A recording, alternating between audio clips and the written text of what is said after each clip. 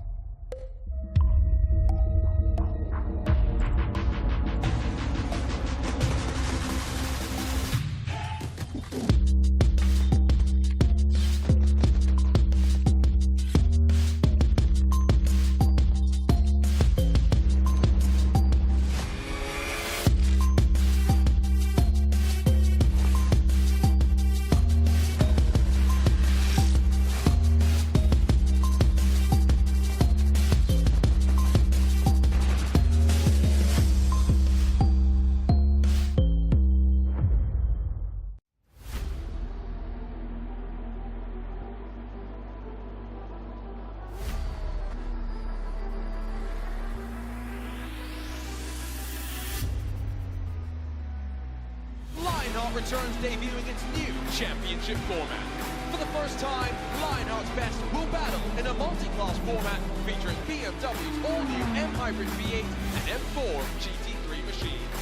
55 drivers will face off in the ultimate test in the ultimate driving machine. 18 races at the world's most demanding road courses where traffic takes on a whole new meaning. This year, Lionheart will crown 2 champions, whose name will be etched into the Lionheart history books. Find out next. The Buttkicker Sportscar Championship, presented by BMW Performance Driving School, starts now.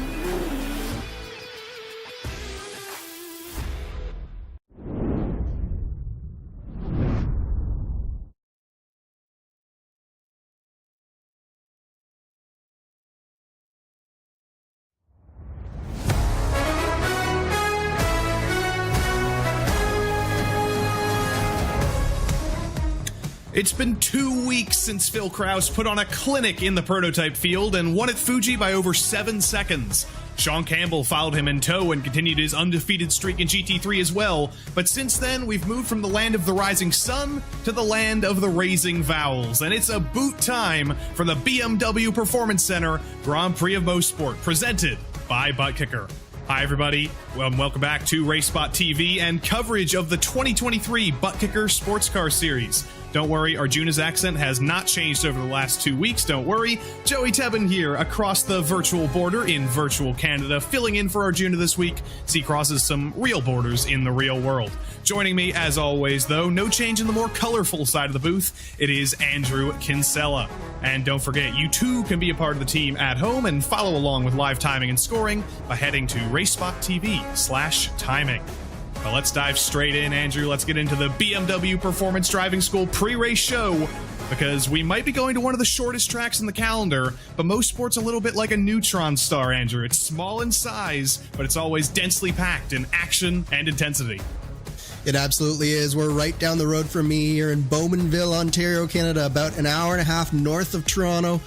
And it is one of the most special tracks that we go to on this schedule that you see in front of you right now. It's shorter than any other lap that we go to, and it is packed full of action. Every inch of this track has elevation change, has off-camber corners. There is no rest for any of these drivers at any point in time on this track. And no rest at any point in time over the course of the season. We're nearing the halfway point. Next week at Monza, we will officially be halfway through the 2023 Butt Kicker Sports Car Series schedule. And then we start to get into crunch time in the second half of the season, kicking things off at the Red Bull Ring, always a track that provides chaos and drama of all sorts. And then the traditional sports car season ender at Daytona, all the way on January 15th, technically next year, but that'll be the end of this season. I don't know which race I'm looking forward to the most, Andrew. I think Indianapolis, that's going to be fantastic as sports cars return to there in the real world and in the Lionheart Sports Car Championship as well. It's going to get intense here once we get past that Monza hump. There's really no bad tracks to choose from, is there, Joey? You got Silverstone 2, Imola, Suzuka, and then classics like Road America and Daytona. There's really no bad options as we go forward in this season. No bad options whatsoever. It's hard to have a bad option with the combination of cars we have here. The BMW LMDH and GT3. And speaking of the BMW M Hybrid V8 in LMDH, here's a look at the driver standings so far this season. Look who's at the top of the table. It's last week's winner, Phil Kraus, 207 points over Hydro Race Geodesic's own John Badefer. He's been in the lead, battling with his teammate Austin Young for the lead of these LMDH standings for the majority of the season. But with that win last week, Kraus and private label Team Hype have taken the slightest of advantages. Marius Valiokas in fourth ahead of Graham Sanders. They're all very much in contention. Only 22 points separate the top five. Then you start to get down into pretty much what will most likely be the fight for fifth. Adam Blocker, I don't believe in the field tonight. He's going to be falling down the order. Caleb Bensi, Alex Gouillon, Alex Van de Sant, and David Sirois, all kind of in a cluster of their own, but a little bit further off from that top five. It's not Hydro Race Geodesic at the top, Andrew. That's kind of shocking after the opening rounds of this season, but I have to imagine 2-point margin, that's not going to look too big to John Badefer. He's going to be looking forward to passing that tonight. Absolutely. The margins are just so close right now. There's no margin for error from any of these drivers here in really the top five, because Graham Sanders is very much still in the fight here. Of course, Adam Blocker, he has real world commitments where, of course, he was in Iowa all Saturday, Friday through Sunday here with his real world commitments in the IndyCar series. So he's falling off the back a little bit, but don't forget, we still haven't factored in drop weeks at this point, so there will be a little bit of change here, even from what you see once we start getting those drop weeks into effect as well. Will be calculated very soon, and I believe I saw on Adam Blocker's Instagram, he's currently on a little bit of an exploration of the state of Iowa, and I believe some of the neighboring states after getting some great work done over the weekend. He's getting a little bit of a break in the middle of the week. But while we have these standings up here, let's take a look at those GT3 standings. For those of you who've been following us for the past couple of weeks, it's no surprise to see Sean Campbell up at the top of the driver's standings. 7 races, 7 wins for Sean, but last week Ryan Otis kind of gave him his biggest fight yet, stuck with him for the entirety of the first stint, then did eventually lose touch. But at a track like Mosport, where we know lap traffic is a very, very dangerous thing, more specifically lapping traffic with those prototypes coming up, anything can happen in the GT3 class. Maybe even Josh Chin, Matthew Morehart, and Andrew Marquez could be the ones who end that Sean Campbell reign of terror. In the AM Championship, things also aren't very close. Chase Wilson holds a dominant lead in the AM Championship, but remember, those points down there are not scored within their own points system. Every GT3 car goes for points together, so if Chris Staples or Trevor Malone or Chris Reagan can take a couple of big jumps in the order and maybe Chase Wilson runs into trouble, there could be a lot of points on the board and a big swing upcoming. James Paulson as well down in 5th. He could be thinking the same thing. Team standings as well. You saw Hydro Race Geodesic. Both of their 2 drivers, 2nd and 3rd in the championship. Understandably, that puts them in the dominant lead of the LMDH Teams Championship. Powerslide Motorsports trying to stay within contention there, as are Synergy Lavoie Motorsports and Graphics LC Chronograph. All, I'd say, within mathematical contention. There's still a lot of the season to go, but they're going to have a lot of work to do to catch Hydro Race Geodesic. Something incredible to me, Andrew, in the GT3 Championship is Synergy Motorsports has a pretty strong lead, but the Graphics GT3 team, the LC Corbeau team, is only 3 points ahead of WMP. WMP is not a team, though. That is just Sean Campbell. It is a team, but it's a one-person team, and it's 3rd in the standings. Sean Campbell has really shown that you don't need a team in order to compete in the GT3 if category has any.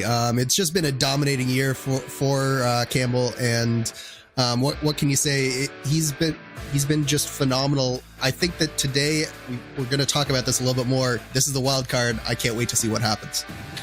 Mosport's always a wild card, but we've had a lot of great races so far in this series, and who knows what could happen with the prizes that are coming up in a couple of months' time once the season comes to an end. This is the 10th year of the Lionheart Racing Series. It's been a full decade, but it is the debut season of the Butt Kicker Sports Car Series, the BMW M Hybrid V8, the LMDH car, and the BMW M4 GT3 has the class in its name.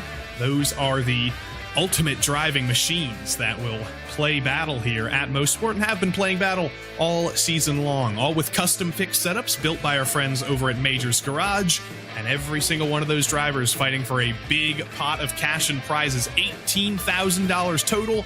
That, of course, includes the value of the BMW M4 driving experience at the BMW Performance Driving School that could be won by the LMDH and GT3 champions at the end of the season. They'll be taking a trip over to Thermal, California, to the Thermal Club. Yet another big incentive to be victorious at the end of the season. Every race a 90-minute timed race. Keep that consistent over the course of the entire season. Live race control. Unlike some series, that's always consistent as well. And it is a great series and some great prizes at the end. I still can't get over that GT4 driving experience, and how many times have we seen, Andrew, somebody getting that first shot in a real car and moving their way into the real racing world. But here's our arena track analysis. We are at the halfway point of the season, and Andrew, you mentioned it's an old school track. It's a wild card. There's no margin for error, and we're certainly going to learn that in a matter of moments here. It's Mosport. It's always tough. It absolutely is, and there's nothing tougher than multi-class racing around Mosport, because the speed differential between the LMDHs and the GT3s is really going to be pronounced here, especially when you're looking at like turn 2, turn 3, turn 4, that sequence. It's going to be so important for those LMDHs to successfully negotiate those GT3s. It is a pretty short pit lane delta around here, only 20 seconds, because it is sort of on the inside of the track. You come in on the inside of the final corner. Pit lane is on the inside of the front straight, so it is a shorter pit lane delta than normal. Still going to be not ideal if you are forced to make more than one stop. Andrew, you've been hearing about some of the stint lengths over the course of the practice session, getting some of that insider information. What are the differences like between the LMDH and GT3 classes? Yeah, so we're looking at about 32 to 36 laps for an LMDH and about 29 to 31 laps for a GT3. Figuring that you're doing basically about a minute 4 if you're in the LMDHs and about a minute 15 if you're in the if you're in the GT3s. They're probably going to be coming in right around the same time. You're probably looking at about 35 to 40 minutes into the race here. Matt Taylor in the 8 on your screen right now, fresh off of getting flung into the air in a Talladega race in an open session a couple of moments ago. But before we can get into the rest of qualifying, we have to thank all the people who make every single one of these Butt Kicker Sports Car Series broadcasts possible here on RaceSpotTV. First and foremost, it's HyperX. The Lionheart Racing Series is powered by HyperX, makers of premier gaming gear like the legendary ultra-comfortable Cloud line of gaming headsets. Whatever you play, however you play, HyperX knows we're all gamers. For more information on HyperX products, visit www.hyperx.com. This coverage is also brought to you by The Butt Kicker. You're passionate about sim racing, but it always seems a little flat compared to the feeling of driving a real car. Now you can actually feel what it's like to drive a race car with Butt Kicker haptic hardware and software. They're easy to install and let you feel every bump in the track, slip of your tire, and engine red line. The tactical feedback is so accurate and realistic, you'll be driving faster and having more fun than ever before. Visit thebuttkicker.com. The BMW Performance Center. If you think sim racing is thrilling, try getting behind the wheel of a real race car. The BMW M4 GT4 experience at the BMW Performance Driving School in Thermal, California puts you in the cockpit of one of BMW's fastest cars, complete with roll cage and racing slicks. You'll get fitted with a racing suit, practice pit stops, and lap their track with pro instructors. Nothing virtual about their thrills. To book your M4 GT4 experience, call or visit the links on screen. Next Level Racing is an industry-leading cockpit and motion simulator manufacturer devoted to creating the most immersive experience possible for the global sim racing community. Take your racing to the next level and visit nextlevelracing.com. GSI, Gomez Sim Industries, are makers of high-end esports equipment and controls. Precision built using nothing but the best materials available today. Passion and handmade craftsmanship drive each made-to-order build, creating a driving experience like no other. Visit GomezSimIndustries.com. Arena is an all-new esports streaming service driven by real-time interactions between gamers and their communities. Arena brings live broadcast fan engagement to the next level. Get involved and make a difference on arena.tv. From simple logos to full branding for your company, virtual designs to liveries raced by Indy 500 champions, Graphics offers the finest quality with a wide range of design services. Visit www.graphicsesports.com. Thanks to all of those who make everything possible here on RaceSpotTV with the BMW, or the Butt Kicker Sports Car Series. We do see a BMW on screen right now, one of our GT3 entrants, the number 17 of Travis Jaegerlaner. I think I got that right, Andrew. You told me before the race, and it's already flown my mind. You nailed it there, Joey. Yep. Nice. We got a few GT3s on track right now, just finishing up. Most of our LMDHs are already finished, but we do have a couple of noteworthy people on track right now, namely the car you're looking at right now is Ryan Otis. Indeed, Ryan Otis, we're used to seeing him kind of be second in command. He's been the one who's giving Sean Campbell the main challenge. Currently sits third in qualifying, so a little bit, or one position lower than he's used to, but not the worst position possible. Through Moss Corner he goes. You can see how difficult of a corner that is, Andrew. Up over the top of the hill at such high speeds, trying to get it slowed down before you throw it off into the grass there. Then instantly back onto the power down the long Andretti straightaway. It's not a straight, so to speak. It's not a flat straight either. One side is geographically lower than the other. So you see drivers running some strange lines down the back straight there, then flinging it into the final sector. Nothing but high-speed corners. Otis isn't going to improve on this lap, but he will get 2 more shots. Yeah, but he is coming down pit lane here, so we're going to have to see. I think that's probably going to be his attempts done for the day with only 1 minute and 45 left. But here we have Craig Forsyth on track. Craig Forsyth, another long-time Lionheart Racing Series driver. Trying to see if he can improve at all on his position. I don't believe has a lap time on the board, so out late in the session, may have accrued some incident points over some of his earlier attempts. But he's going to come to the line here. Oh, it's going to be a race against the clock, Andrew. Is he going to make it across with 1:15 to go? Just barely. 1:15, 1:14 to go. He might get one more lap in here if he's quick. And that was basically him ending his warm-up lap. So this is the only lap that's going to count for Craig Forsyth. It's do or die for him right now. We're going to see whether he's going to start up the field or whether he's going to start right at the back. This is always one of the most tense things, Andrew, trying to race against the clock, whether it's on an oval or on a road course. I don't think this was intentional for Craig to wait until the final second here, but this is his last chance.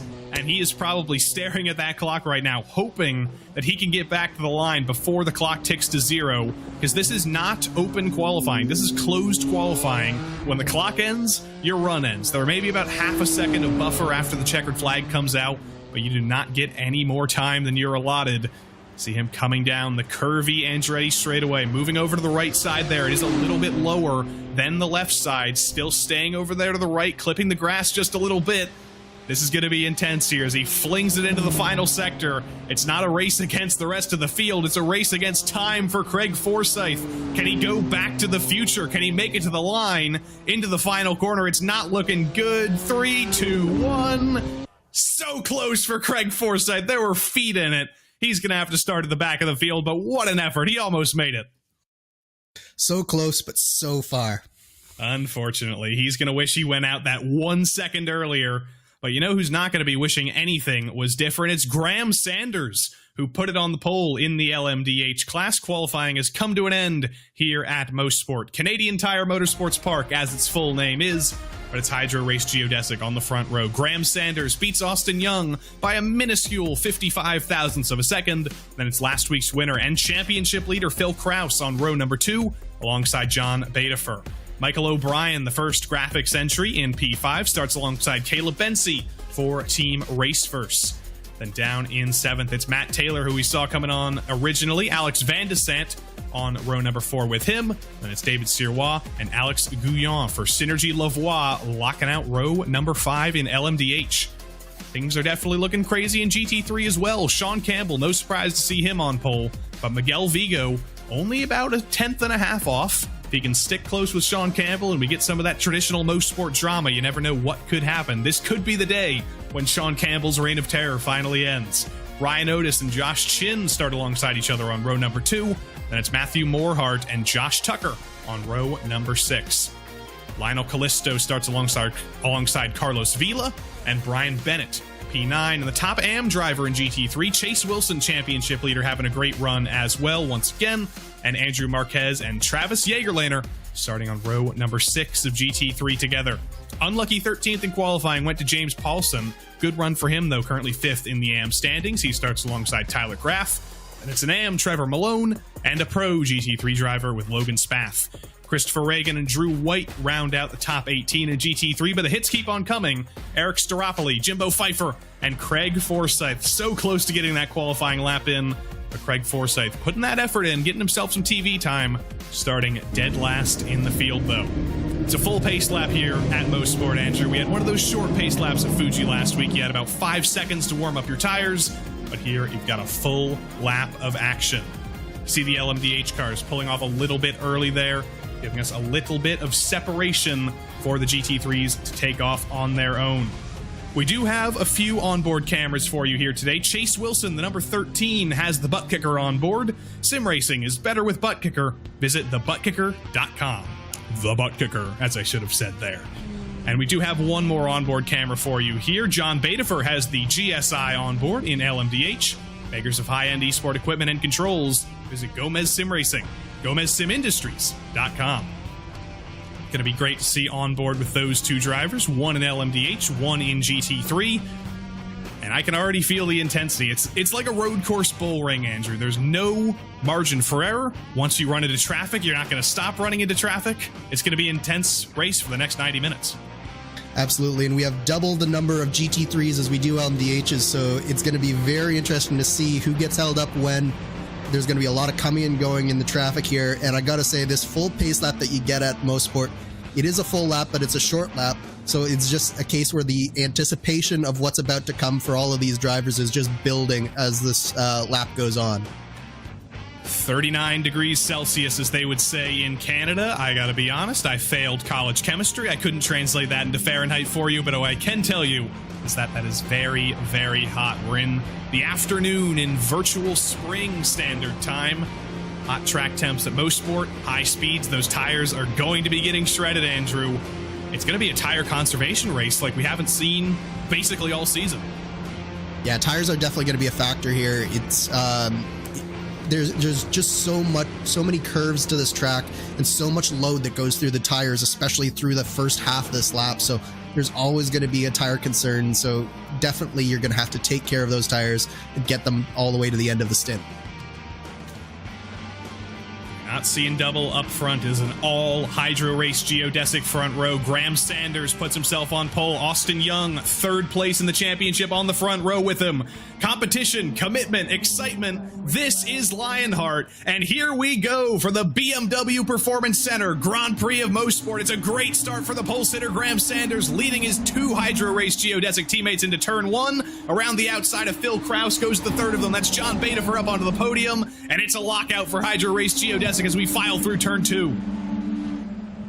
Yeah, the LMDHs have gone nicely into a line here through the first part of the lap, but the GT3s are just starting now, so about 15-second gap already between the LMDHs and the GT3s. That's quickly going to go away as the LMDHs catch up, but it's been a good start so far for these GT3s as well. Into Moss Corner for the first time for the LMDHs on the left side, GT3s on the right side. Sean Campbell being hounded in that gold and blue BMW GT3 by Miguel Vigo. He wants to make sure he can take advantage of Sean while he's got him close, and he can see Vigo hunting to the back of Sean Campbell, trying to see if there's anywhere he can sneak to the inside. Nothing doing there yet into Moss Corner. You see the number 29 of Caleb Bensi up into 5th place behind Phil Kraus. Everybody very, very kind to each other. Everybody very cautious. Everybody very smart. Single file through the field as we finish lap 1 at Mosport. It's been a calm start to this race, and that doesn't always happen here at Mosport. It's such a tricky turn 1, 2, 3 sequence, but they've all negotiated it successfully so far. So really a credit to all the drivers that have done this so far today. We've got a real good battle here, though, between Caleb Bensi and Michael O'Brien. O'Brien is hounding the back of Bensi right now. These two started in a flip position on the grid. Michael O'Brien qualified 5th. Caleb Bensi started in 6th. But it seems like on the start here, Andrew, the inside, not necessarily as big of an advantage as it is on some other tracks. We saw John Batafor able to go around the outside of Phil Kraus, albeit with his 2 teammates up ahead of him. May have been some orchestration there. But Caleb Bensi on the outside of row number 3 as well, swept around the outside of turn 1 and is trying to run away from Michael O'Brien in this train. Yeah, especially in these heavier cars, it's fairly easy to stay flat on the outside of turn 1 when you at the start of the race when you're just getting off, because you're basically going much slower than you would at race pace. So you can definitely stay flat on the outside. It's a slight lift on the inside for those drivers, especially on cold tires. So that's probably why the outside was so powerful on that start. But it's been a really good battle so far, and they've done a good job. Look at O'Brien hound the back of Bensi, though. All out here, Michael O'Brien trying to find a way past Caleb Bensi. He's giving him the potatoes, O'Brien. Can't make the move just yet. Down into Moss Corner. Past that little dip on the entry on the inside of that left-hander there. Got to make sure you don't stick a tire in there, but O'Brien gets loose. He's drifting it all through the corner, and Van de Sant gets into the back of him. Yeah, just a little bit of contact there from Van de Sant. You saw just how easy it is for the car to get loose as you go through the double apexes of Moss. And it does look like maybe just a slight bit of damage to both of those cars from that contact. But yeah, it was just a small bobble from O'Brien, and it's going to allow Van de Sant by. Alex Van de Sant up into P6, and look at Matt Taylor right behind. Definitely feeling hungry for that position. He knows both of these drivers have potentially a little bit of damage. Ironically, it was a power slide from Michael O'Brien right in front of the power slide driver of Alex Van de Sant. They've resolved things for the moment, but look at that. We've already reached the GT3 traffic. I believe that oh dear, that was Chris Reagan, who's now come out of the pits. He got some damage early on, I believe. I think it may have come right here. That's Brian Bennett that you see spinning around there, and just a small little glance to the wall afterwards. And yeah, just unfortunate contact. It's so easy to happen here. You're trying to get as deep as you can into all these corners, pressure the back of the car in front of you, and sometimes you just get in a little too deep. But this is something we haven't seen all season up front here. Sean Campbell is being stalked. He is being hunted. Miguel Vigo not letting him go, and nobody behind is really letting him go. It's a little bit of a Sean Campbell train in the early stages of this race. Looks a little bit like the Spa 24 a couple of days ago, where Sean Campbell did pretty well with race clutch. Hung on to a finish about 5 laps down. They got some damage early on, but he was a trooper, kept it pushing, and I do believe they did finish the race, despite getting some bad hands dealt very early. Hasn't had a bad hand dealt here early. Started on pole. Great start. Beat Miguel Vigo off the line. And now he's basically just got to stare this train in the face and make no mistakes, which if you're Sean Campbell, doesn't seem like the hardest thing to do. No, Sean Campbell's very experienced with this type of pressure. Even looking at last week at Fuji, that first stint of the race, he was under a tremendous amount of pressure, but he handled it admirably there. So Miguel Vigo, he's been really trying to just sort of peek out on Sean Campbell. I don't know that he's really seriously trying to get by at this point, but he is just staying right on the back of him, trying to fake him out just a little bit, trying to rattle Sean Campbell's cage just a little bit. But I definitely think that the draft is coming into play in these GT3 cars. There's not necessarily a lot of corners where you would say that it's really slow other than Moss Corner, so there's a lot of opportunity for draft through some of these corners. Look at these LMTHs come through the GT3s. We are in downtown Traffic City right now. Austin Young about a millimeter behind his teammate Gavin Sanders. They navigate one moving chicane after the other. Here comes Austin Young to the inside of his teammate, finds the back of Josh Chin though and can't get the momentum going. They swerve through the leaders now. Vigo, Campbell, it's going to be a little bit of respite for the moment, but that was the first trip to Nightmare Avenue for Sanders and Young. We are less than 10 minutes into this race, and already the LMDHs have fully lapped the GT3 field. At least the first three of them have. So if you think that this is going to let up anytime soon, it's going to be every 10 laps from here on out. Looked like Betafer was going through a slalom on the back straight there, just squirming and swerving through every car. Phil Kraus lucky to clear Sean Campbell before he gets to the end of the back straight.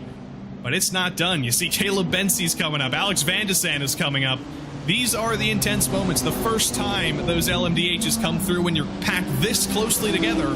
One little bobble, one little mistake from one of the LMDHs, one little shove of Sean Campbell, and Miguel Vigo is going to be a very happy boy, but they've been very well behaved so far. Yeah, so far so good for Sean Campbell, but look at Miguel Vigo to the outside here.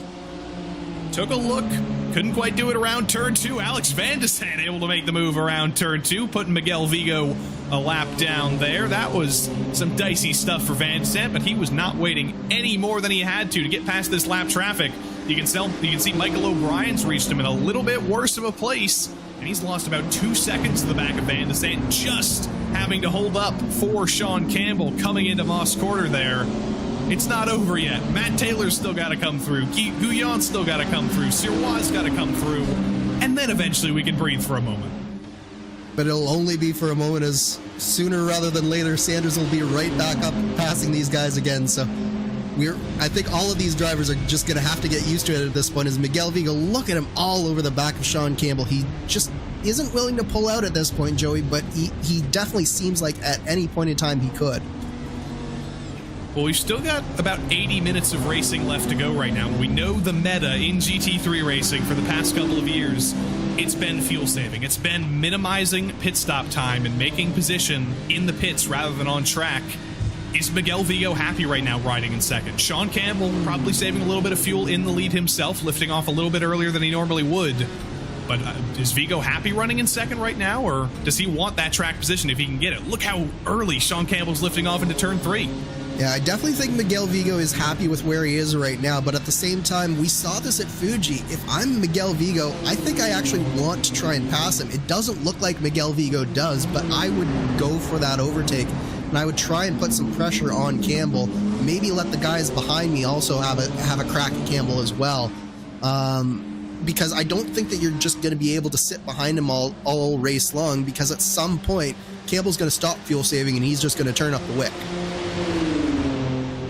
See what Vigo can do here at the end of the Mario Andretti straightaway. Into turn 8, that's one of the best passing opportunities on the track, even though it is so dicey to try and stick it to the inside or stick it to the outside through turn 8. It's at the end of the long straight. We've seen many a move attempted there. We've seen many a move fail there. And how many times have we seen something go wrong through the final corner here? That tight apex of White's corner, turn 10. And then basically the entire first sector, it's high-speed sweepers just trying to stick as close as you can to the rear bumper of the BMW ahead. Vigo peeking a nose to the inside into turn 2, basically just letting Sean Campbell know he's there, but he's going to have to wait until basically the third sector to get another chance. Yeah, there's a small opportunity if your opponent makes a mistake through turn 3 there, Quebec corner, you can maybe stick it up the inside. And then again, if they bobble coming out of Quebec, you might have an opportunity here in a Moss, but it's a very brave overtake, especially in a GT3 car, to stick it up the inside there. Really what you have to do, focus on the exit of this corner, get the draft, and get it done down this Andretti straight. Let's see what Vigo does this time. Does it look identical to the previous laps? Riding in the draft of Campbell, using every little bit of draft these GT3 cars have to offer. We know after some recent updates, it's not as powerful as it once was. Vigo's able to close it down basically to the rear bumper of Campbell, but he's not able to peek a nose to the inside or the outside, not able to get that big of a run. The only question is that deliberate? Is he lifting off? Is he showing his full potential? Sean Campbell's hoping he is, but if Miguel Vigo's got more in the tank, he's probably feeling confident right now.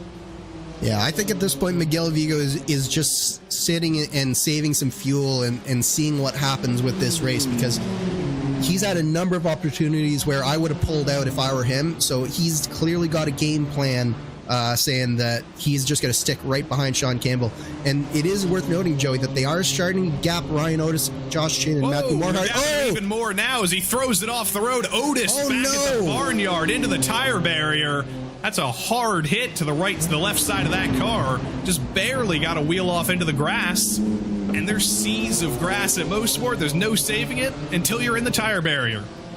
And that's a perfect illustration of the dangers of Mosport, because all you have to do is put one tire just slightly off track, get the corner just slightly wrong. I think you'll see Otis here. He just carries just that little bit too much speed. Oh, gets a little loose. I don't know if he got a little bit of help from Josh Chin in the back of him. We'll have to see another angle of that, but he certainly got loose in the middle of the corner and just straight off into the tires. It is possible. I mean, it was a mid-corner correction that we haven't seen over the first about 15 minutes of this race, so hopefully we can dig out the SD card from the helicopter and see if we can watch that from an above perspective. But either way, Otis is going to be so unhappy. Such a great run he had going. Let's see here. Let's diagnose the issue. I think we can... too much speed. No Josh Chin, just too much speed from Otis, and you can see he locked up the rears just trying to get the car slowed down. It's so helpless when you get in there just that little bit too deep, and you're doing everything you can to try and make the car turn and brake at the same time, but then it's so easy to lock a tire, and around it went. Otis, if you want to know how bad that damage was, currently on pit lane, had to bring it straight down, so those tires are not soft. He is not getting away with that. He will be spending a couple more minutes on pit lane here. The responsibility goes to Miguel Vigo now to be the one who beats Sean Campbell, but you are not seeing double. Here we go. Lap traffic arrives once more. Gavin Sanders moving past his teammate Carlos Vila, and Austin Young as well chasing him down. The GT3 traffic a little bit more stratified, a little bit more sporadic for our leaders. David Serwa, though, didn't need any traffic, kind of made his own traffic and throws it off the road as well. Yeah, and I'm going to say this a lot, but that's such a typical Mosport type of crash there, where you're going over the crest into turn 2, and the car just gets so light, and there's a big bump right at the crest, and suddenly you're pointed in the wrong direction, and there is basically no runoff here. It's all grass, and once you get on the grass, it's a one-way trip to those tire barriers. I think we're going to need a soundboard that just says Mosport moment. There it is again, a Mosport moment coming into turn 8 there. Michael O'Brien trying to get by some GT3 traffic and loses it. Almost takes Matt Taylor with him. That was tight. Yeah, Matt Taylor got extremely lucky there. And here's another replay with Josh Tucker as he's getting lapped by Phil Krause. Look at Krause chucking up the inside there. That's a little bit nasty.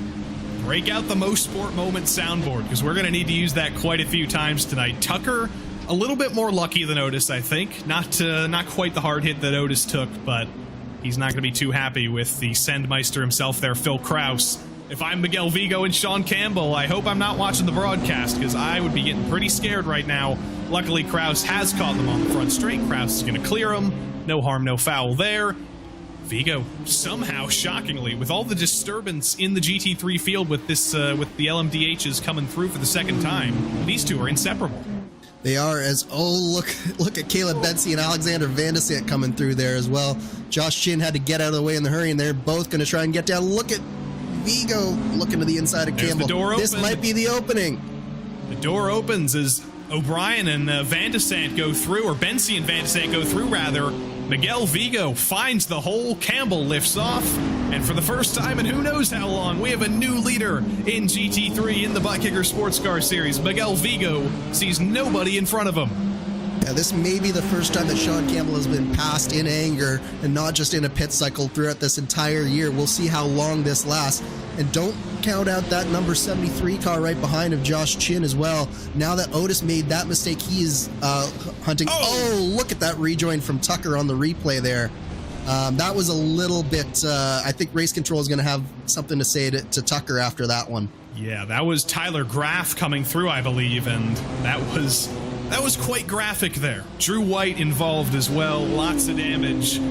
These GT3s, these BMWs are dropping like flies, but But we've still got the big 2 up front here. It's a big 3 now as Josh Chin has well and truly closed that gap up to the back of Sean Campbell.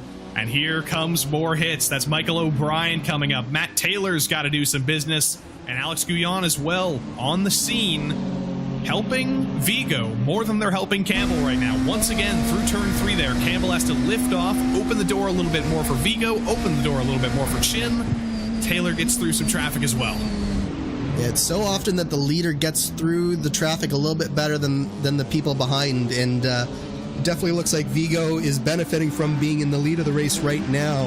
And I do want to mention, we talked about tires off the hop. I do think that that's starting to come into play for these GT3 drivers as the fuel load starts to go down, the balance shifts, and the tires start to wear out. I think we're starting to see these cars getting a little bit loose out there.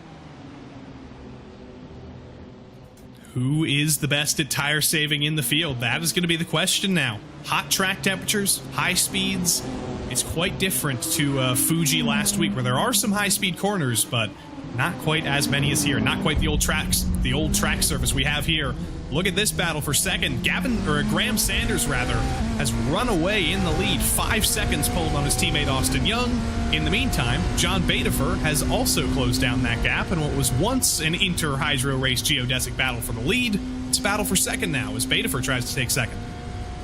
Sanders was really able to negotiate this second round of GT3 traffic better than his teammate Austin Young, and Badefer has also done a fairly good job. Phil Krause about 2 seconds behind this battle here, but you can see just how tight this track really is from this onboard camera with Badefer. There's really no margin for error. You're riding the curbs on one side, you're riding the curbs on the exit, and then you're right over to the right-hand side, you're over to the left, over the crest. You can see the car getting loose. It's so hectic in the cockpit, and it's so mentally taxing for these drivers. I can't believe that they're going to be doing this for 90 minutes, and they're going to have to be pushing this hard the entire time. It's mentally taxing enough for us in the booth, Andrew. I can't even imagine.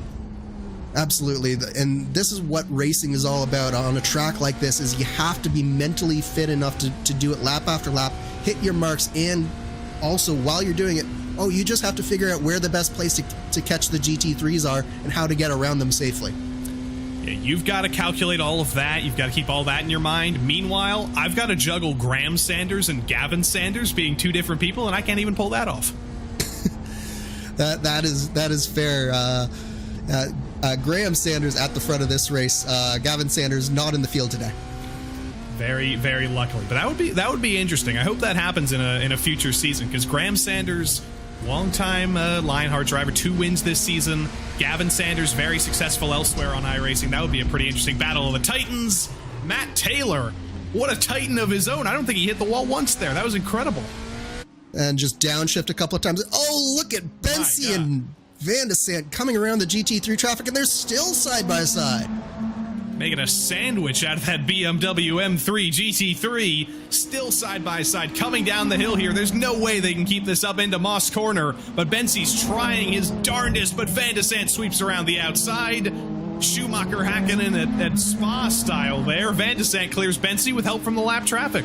Yeah, what a move there from Van de Sant. He just was not letting Bensi get him back there. I can't believe that he hung it outside of Quebec corner like that and got away with it, because it's really difficult with that corner. You always want to sort of push towards the outside, so hanging it around the outside when the car wants to push off the track, very, very difficult stuff, but Bensi's not letting Van de Sant get away. We do have a bit more traffic coming up there. I believe that maybe Chase Wilson in one of the BMWs may have to deal with him at basically exactly the same place. Van de Sant on the scene into turn 2. Gonna go around the outside into turn 2. Always a little bit dicey. Able to make the move far more easily than the previous lap there. Bensi's gonna have to hold back and continue to wait. But look at those Matt Taylor tire tracks out there. We're gonna see those all race long, and I'm never gonna forget that incredible save. Yeah, it was a great bit of driving there from Taylor. At a certain point, you're just sort of stabbing the throttle or stabbing the brake and just hoping that it gets pointed in the right direction. But there's a tremendous amount of car control to keep it off the guardrails around this track. Starting to make it through more traffic here. Trevor Malone, Lionel Kalisto coming up for Van de Sande and Bensi. I mentioned them as moving chicanes. Normally that's a derogatory term, but in multi-class racing, that's just a reality of the racing. You will find moving chicanes everywhere on the track. The track layout changes with every lap, and it is the ultimate challenge for all of these Lionheart drivers to basically deal with a new track every single time they cross that start-finish line. Yet again, more traffic coming up here. I believe that's Chase Wilson right there. A twisted car. Almost Alex Van de Sande getting twisted there. Yeah, and that just shows you if you catch it at the wrong point in the track, suddenly you find yourself losing 2, 3, even half a second there. Was Van de Sande, and Caleb Bensi's again right back on the back of him again. So it's just the traffic gives and the traffic takes away sometimes, and you call them moving chicanes, but don't forget, not only are they moving, they're also battling with each other and racing their own race. So it's very, very difficult for these drivers to negotiate this as well as they have so far. Luckily for Van de Sande, we got John Betafer, I believe. Yeah, John Betafer falling down the order, a huge cloud of smoke in the final corner. You have to imagine that is related. They're going to come up to John Betafer right here. You can see him off pace and through the final corner. What happened to Betafer? Was there another car involved? Oh, around his teammate, flicks it sideways. Lucky to not collect a single other vehicle, but trying to go around the outside of one of his inter-squad GT3 teammates and loses it.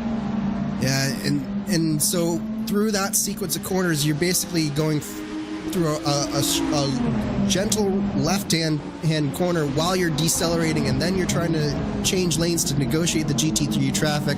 Betafer just lost the rear end there. It got a little bit too unsettled. There was too much going on. Now he is under attack from Alexander Van de Sande and Caleb Bensi. And they've reached the leaders now. You mentioned that a lot of the traffic was stratified. They weren't having to deal with battles, but they are now. As they've cleared Chin and Campbell, they've actually kind of broken up that battle themselves, and they've extended Miguel Vigo's gap a little bit to 1.2 seconds in GT3. I did just see in the YouTube chat over on RaceSpotTV, Brian Bennett, unfortunately, was taken out a little bit earlier in his GT3 entry. He mentions an interesting point. The moving chicanes do indeed have rights too, and that's something that sometimes prototype drivers don't always think about. You do have to think that the GT3 drivers, they're fighting for their own things. They're fighting for their own lives, and you might be about twice as fast on some of these corners, but you do have to think, it's not an AI I'm passing. Sometimes people have other things they need to do. Well, and they have their own battles and their own race to run, and absolutely the GT3s have no responsibility to necessarily get out of the way for these LMDHs. It's all about trust and cooperation, and both drivers really finding a way to maximize whatever is going on. And sometimes that can happen, and sometimes it can't, just depending on where they catch each other. So none of what we're saying should be interpreted as any sort of us going negatively against what these GT3s are going through, because this is just as difficult as it is for the LMDHs. This is a very difficult track for the GT3s as well. Man, that's an interesting philosophical question. Is it harder to be the passer or the passee? I'm sure both categories of drivers would say their job is more difficult, but at Mosport, I'd honestly give it to the GT3s because they're in constant danger. It's such a tight track with such high-speed corners. I think they're in more danger from prototype traffic than the other way around. Yeah, and the other part of that is I think that they are the ones who will be more likely to be reactive to what the LMDH is doing around them, and so they're much more likely to become unsettled, and the car starts to lose itself, or they lose the car because of a reaction to a LMDH move. So I definitely think that it is harder to be a GT3 driver around here. Yeah, Moss Corner is difficult enough when you're on your own, just trying to fight for your life, getting the car slowed down, braking and turning at the same time and not flinging it off the road, let alone when you have a faster BMW M Hybrid V8 sending it to your inside. Trevor Malone and Lionel Kalisto have formed their own battle of sorts here for P7 in the GT3 class. Trevor having a very solid run so far tonight. I believe second in class behind Chase Wilson in that nice number 69 car. Looking forward at Lionel Kalisto bringing that gap down and Maybe saving a little bit of fuel Miguel Vigo style if he can close up to the back of him, but right now he's going 100%, looking for pace, looking for the move. Yeah, and it's been a really solid race for Trevor Malone. He's kept his nose nice and clean out there, and I think that's really a key, is the drivers who are going to make the fewest mistakes. As we see Caleb Bensi, ooh, that's coming into Moss. That's an interesting place to lose the car there, and he does hit the wall, and that actually could be a fairly significant hit to the wall there for Bensi. That was a pretty big hit. We saw him bringing it down pit lane that time, instantly in the pits for heavy damage. Caleb Bensi in the Fancy, unfortunately, was having a great run. Remember his great start up into the top 5? It's all since fallen apart, though. We've got some inter-GT3 lap traffic here as Trevor Malone trying to deal with the 19 car of Chris Reagan. I don't think Chris is going to cause too much trouble here. He knows the lap down, going to be respectful to his fellow AM competitor. There goes Trevor Malone through. Yeah, and Reagan was right out of the pits as well, so I think that also factored into it as we see the leaders in the LMDHs coming through right behind Austin Trevor Young. Malone. That's Austin Young. So what has happened to Graham Sanders? Exactly, Andrew. Austin Young has taken the lead from his teammate Graham Sanders. That was about a 5-second gap. So you have to imagine that something has gone quite wrong for Graham Sanders. No damage seemingly to the car, but a 7-second swing. I almost wonder, I think back to what his teammate John Badeford did coming into the S's, looping it and not hitting anything. Did Graham Sanders have a little bit of a repetition of what his teammate did? We'll have to take a look. It was turn 2 on lap 24 is what happened. He just got loose coming over the crest of the hill, and you can see he does an excellent job of catching the slide and not hitting anything. I don't know how he caught that without hitting the wall there. And he only lost 5 seconds, which is an absolute miracle there. That is incredible driving from Graham Sanders. And it doesn't even seem to have phased him whatsoever. Back in the rhythm instantly, looking back forward to his teammate Austin Young. And he's got the confidence right now. He knows that previously he pulled a 5-second gap on his teammate. What's a 1.5-second gap behind? That's nothing to him right now. Yeah, you say it hasn't phased him, but I bet you he's probably going to take a couple of laps to just get the old heart rate down just a little bit there. But I think at this point, knowing that he's still well within control of this race and well within sight of his teammate Austin Young, he's just going to take a few laps, get himself gathered fully back up, and it's going to be better for him. Oh no, we were talking about Trevor Malone staying out of trouble. He no longer stayed out of trouble. I mean, he stayed out of more trouble there. Didn't hit the wall in Moss Corner. That's hard enough. Matt Taylor, though, that one's disappointing. He had an incredible save at turn 3 a couple of laps ago. Couldn't quite recreate it that time. Not as many degrees of rotation there, and I think that's what killed him. Absolutely. I think that he really needed to rotate the car off of the grass, and then he would have been just fine there. Yeah, he should have, basically, in my mind, full throttled it, give us like a 1440, not even a 360, give us 4 nice spins, give us a nice replay, and then he may have survived. I'm telling Matt Taylor how to drive the car. Exactly. That's your job as a commentator. You got to tell the drivers how to drive the cars better. And they love it when we do. Of course. That's why we need more commentator races, so we can prove that, we criticize these guys all we want. Austin Young, your leader right now, probably a good 5 seconds faster around Mosport than I would be, so we've always got to temper our commentary with a little bit of reality as we ride on board with Josh Chin tracing down Sean Campbell. This is bizarre. It's like we've woken up in Bizarro world because Sean Campbell lost the lead. He's going to lose second now as Josh Chin sends it to the inside of turn 1. Huge save from Josh Chin as he got very aggressive into turn 1. Not going to get the position, but he's going to get the highlight reel. Yeah, we're going to need a couple of replays of that one because Josh Chin was fully sideways through turn 1 as he tried to get around Campbell. Somehow he's only lost about a second to him through that entire exchange, and he's probably actually going to benefit from these LMDHs coming through as well, but I don't know how Josh Chin saved that one. I don't know if they've put a microwave over Mosport or something, but these tires are getting absolutely cooked, and we are seeing some of the best in the business getting absolutely destroyed by these temperatures. Drift City all the way, so many drivers in the wall, and even Josh Chin, who is so strong in these GT3 cars, so strong in everything he attempts. Even he couldn't avoid that hot track in turn 1. There he goes to the inside. I think maybe a little bit of brake to avoid the side of Sean Campbell unsettled the car, and when you're already overheating on those rear tires, it's like a pendulum.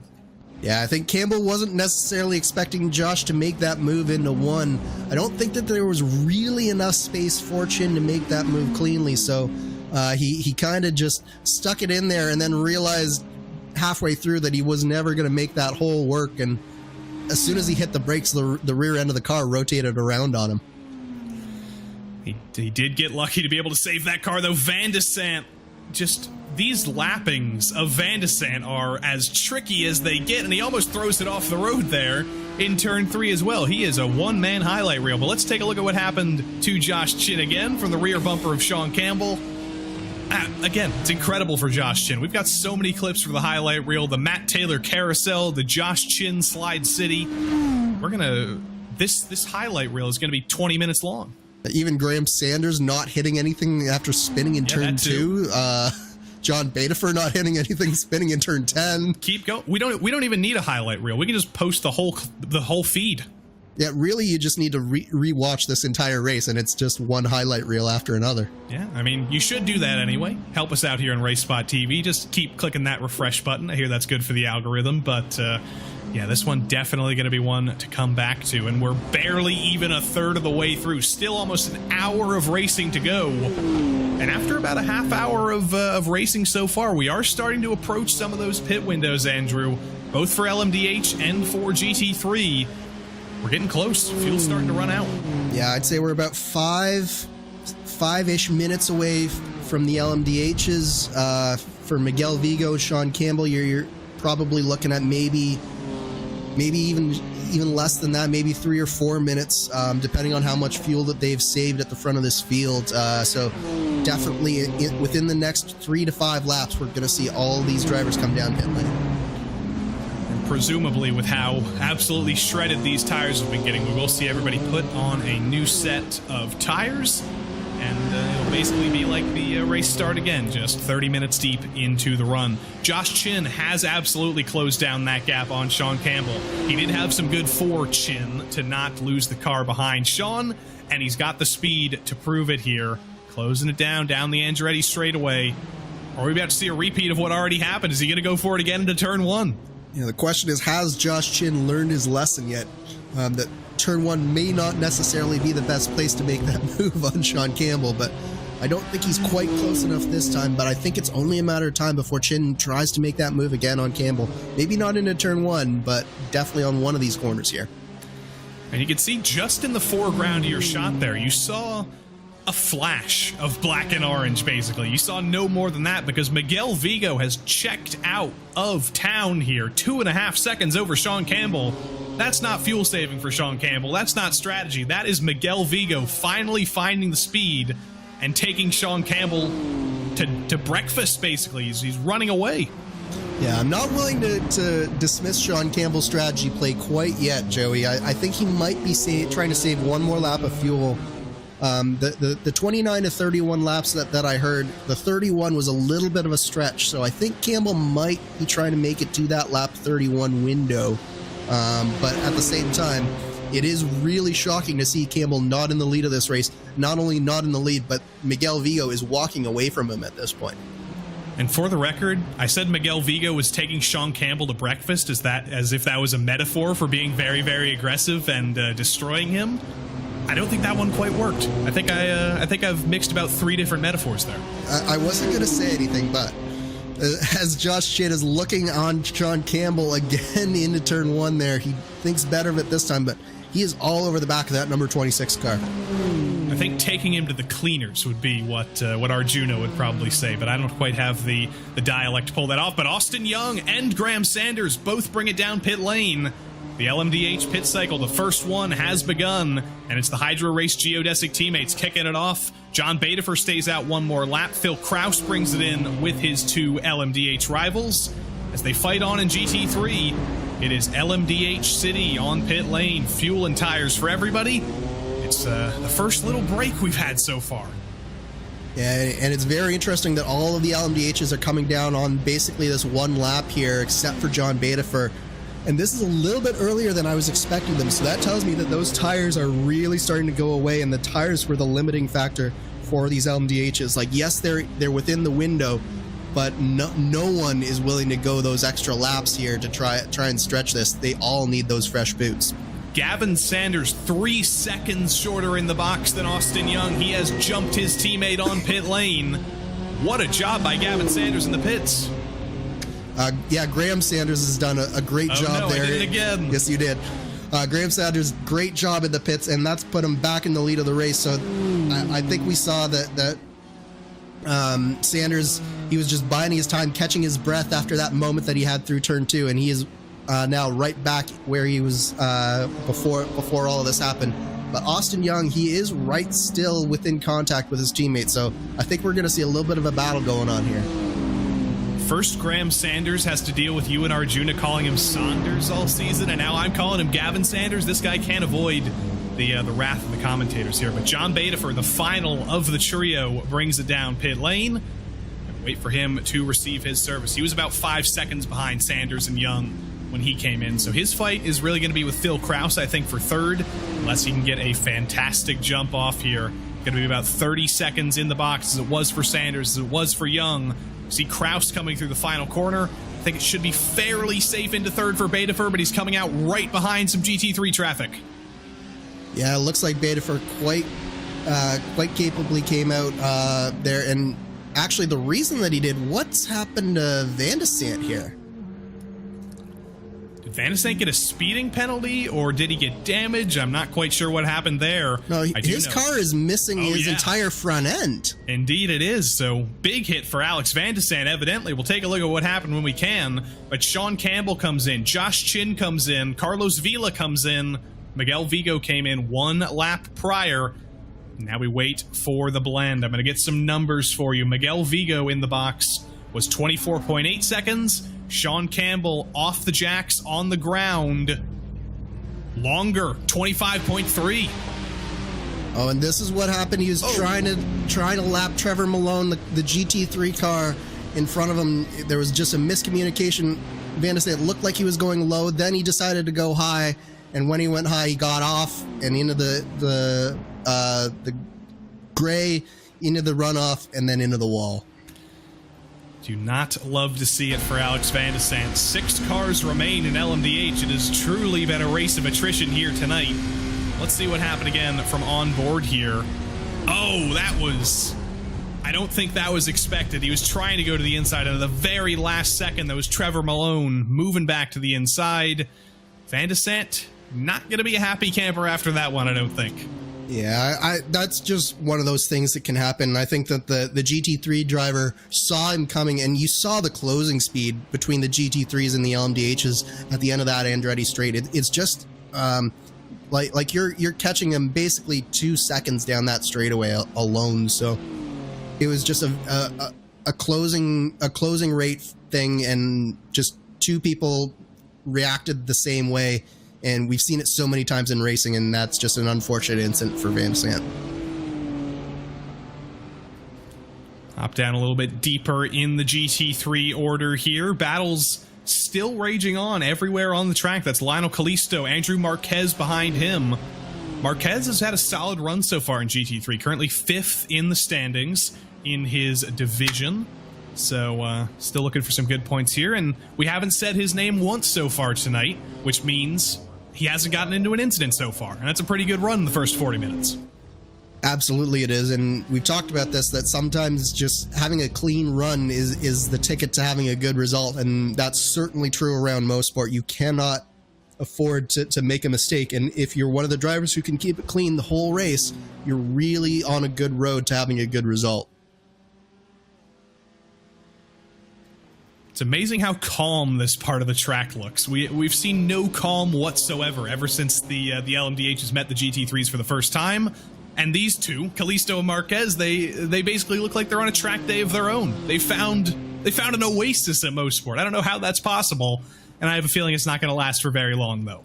Yeah, it's a brief oasis of calm, but I guarantee you that if we actually looked on board of those drivers through those corners, it's not as calm as you would expect in the cockpit. You're making all of these small micro corrections, making sure that you're hitting your apex, making sure that you're drifting out as far as you can on these corner exits and hitting your lines.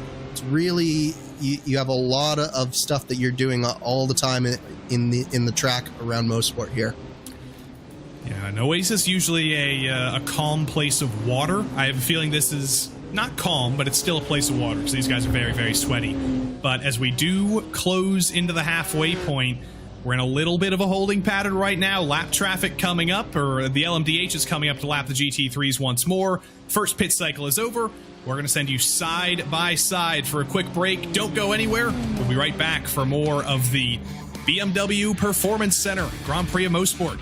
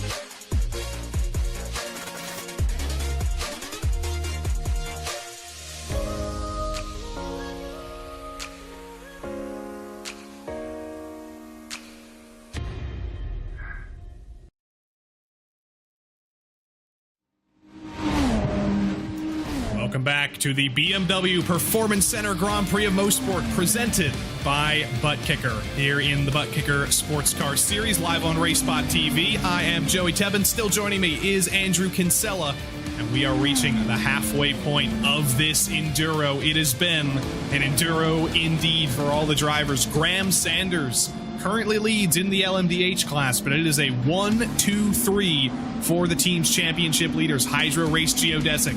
You can see the first of the two, 1 and 2. Graham Sanders took over the lead from his teammate Austin Young in the pit cycle, and Austin trying to close his teammate back down in second. After Graham Sanders made a mistake of his own, it was Austin Young that retook the lead, but a 3-second longer pit stop lost him that lead and puts him on the back foot now. He's seeking to chase down his teammate. Then we have to go a full 10 seconds back to find their third teammate, John Badefer.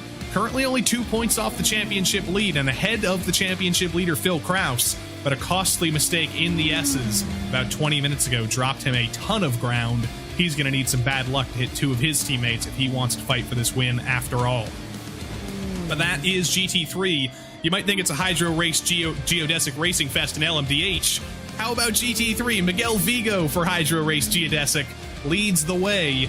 And I can't believe I'm saying that, because if you've been following us in the Butt Kicker Sports Car Series for the first 7 races, Sean Campbell has won every single one of them. He has looked almost unbeatable, but right now at Mosport, Sean Campbell finally looks like a human, and that's always a good day when Sean Campbell looks beatable.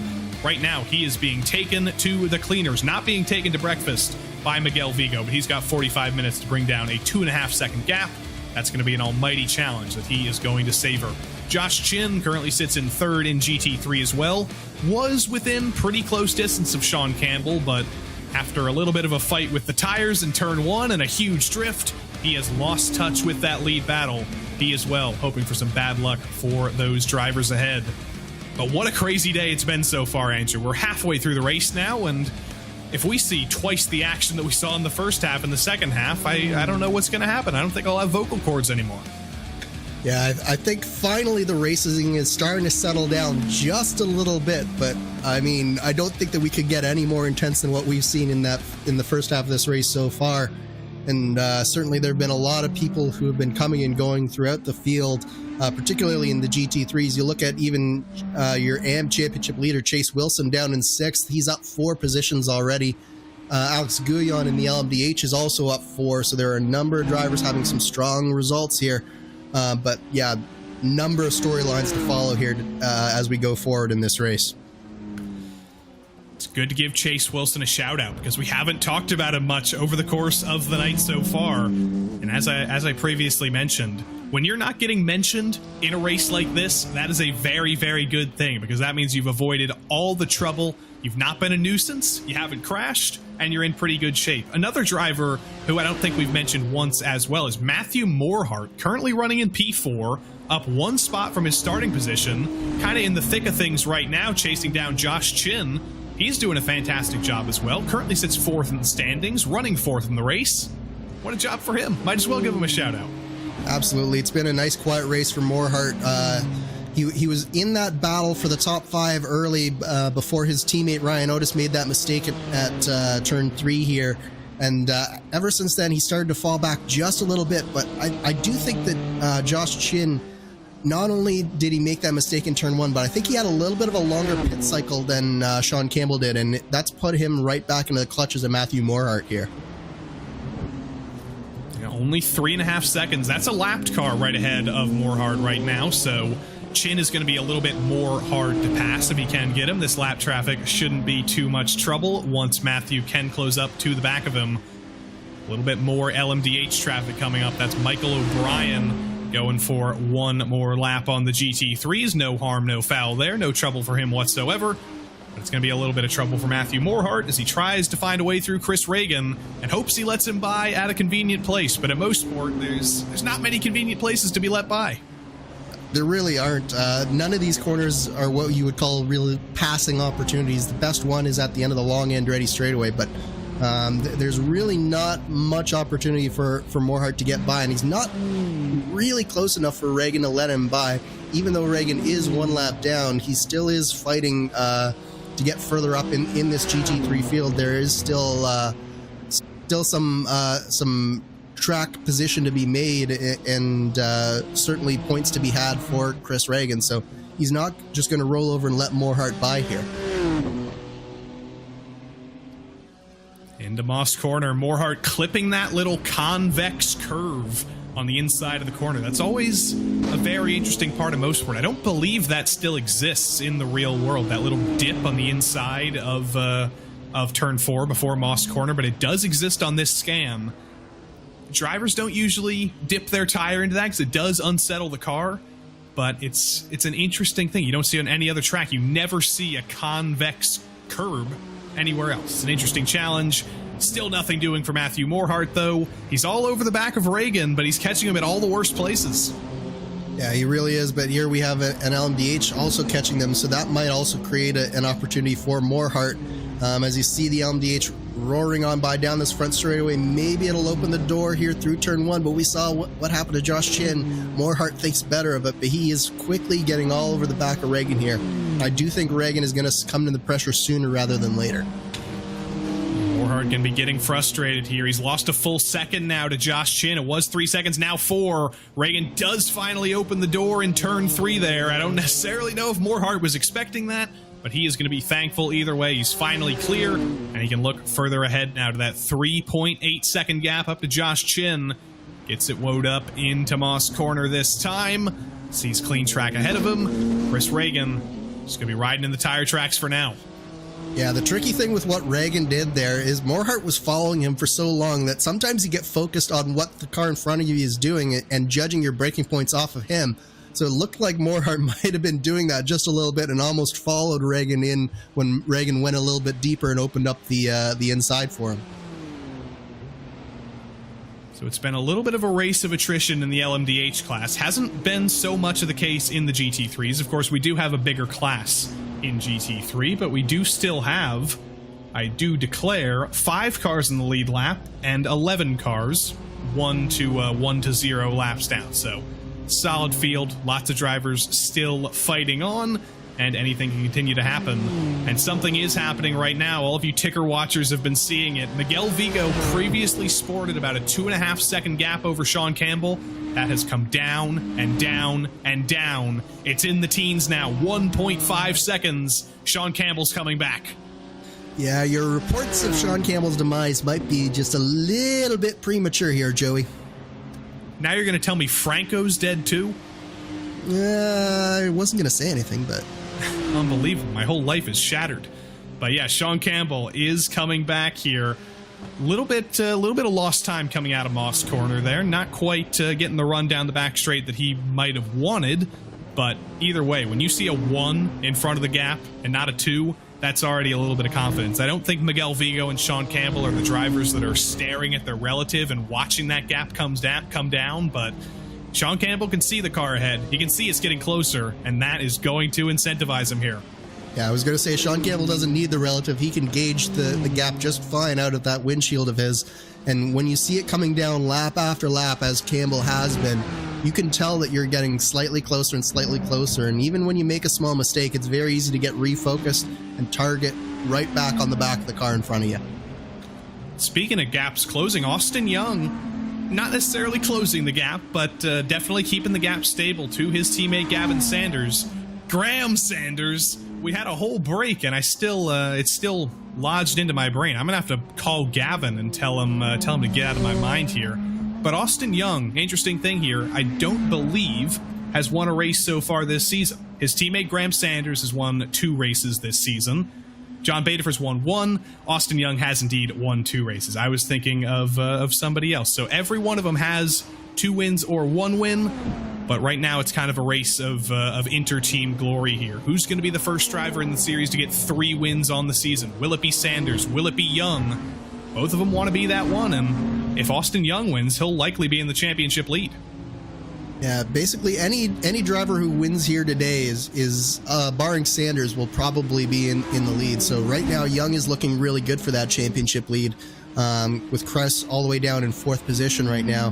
But the championship in the LMDH is just so tight between all 4 of them, or all 5 of them actually, with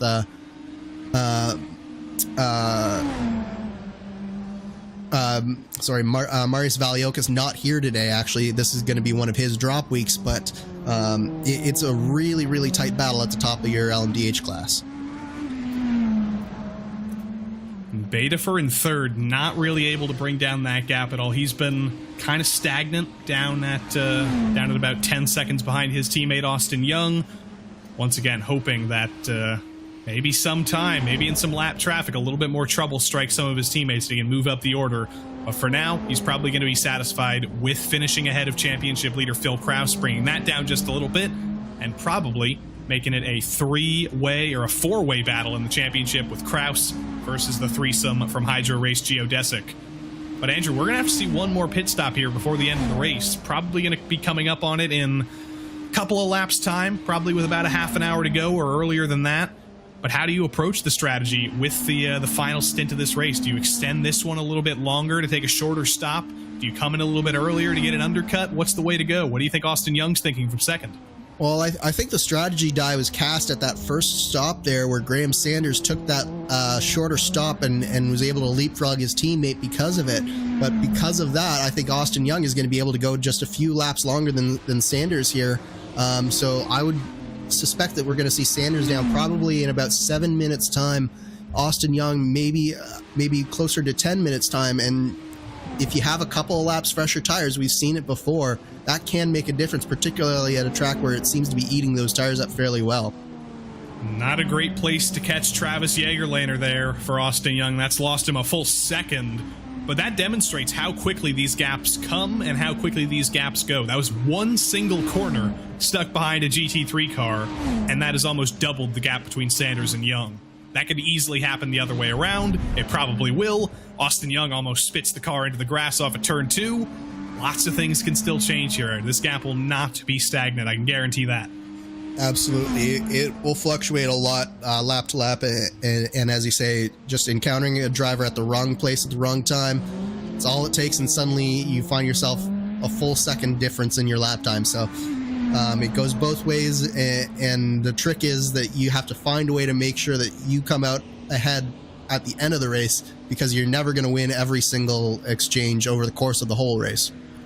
Young might be about to lose another exchange here. Andrew Marquez, he catches him just at the right moment. He was probably getting flashbacks there to Jägerlander, but he catches Marquez a little bit earlier.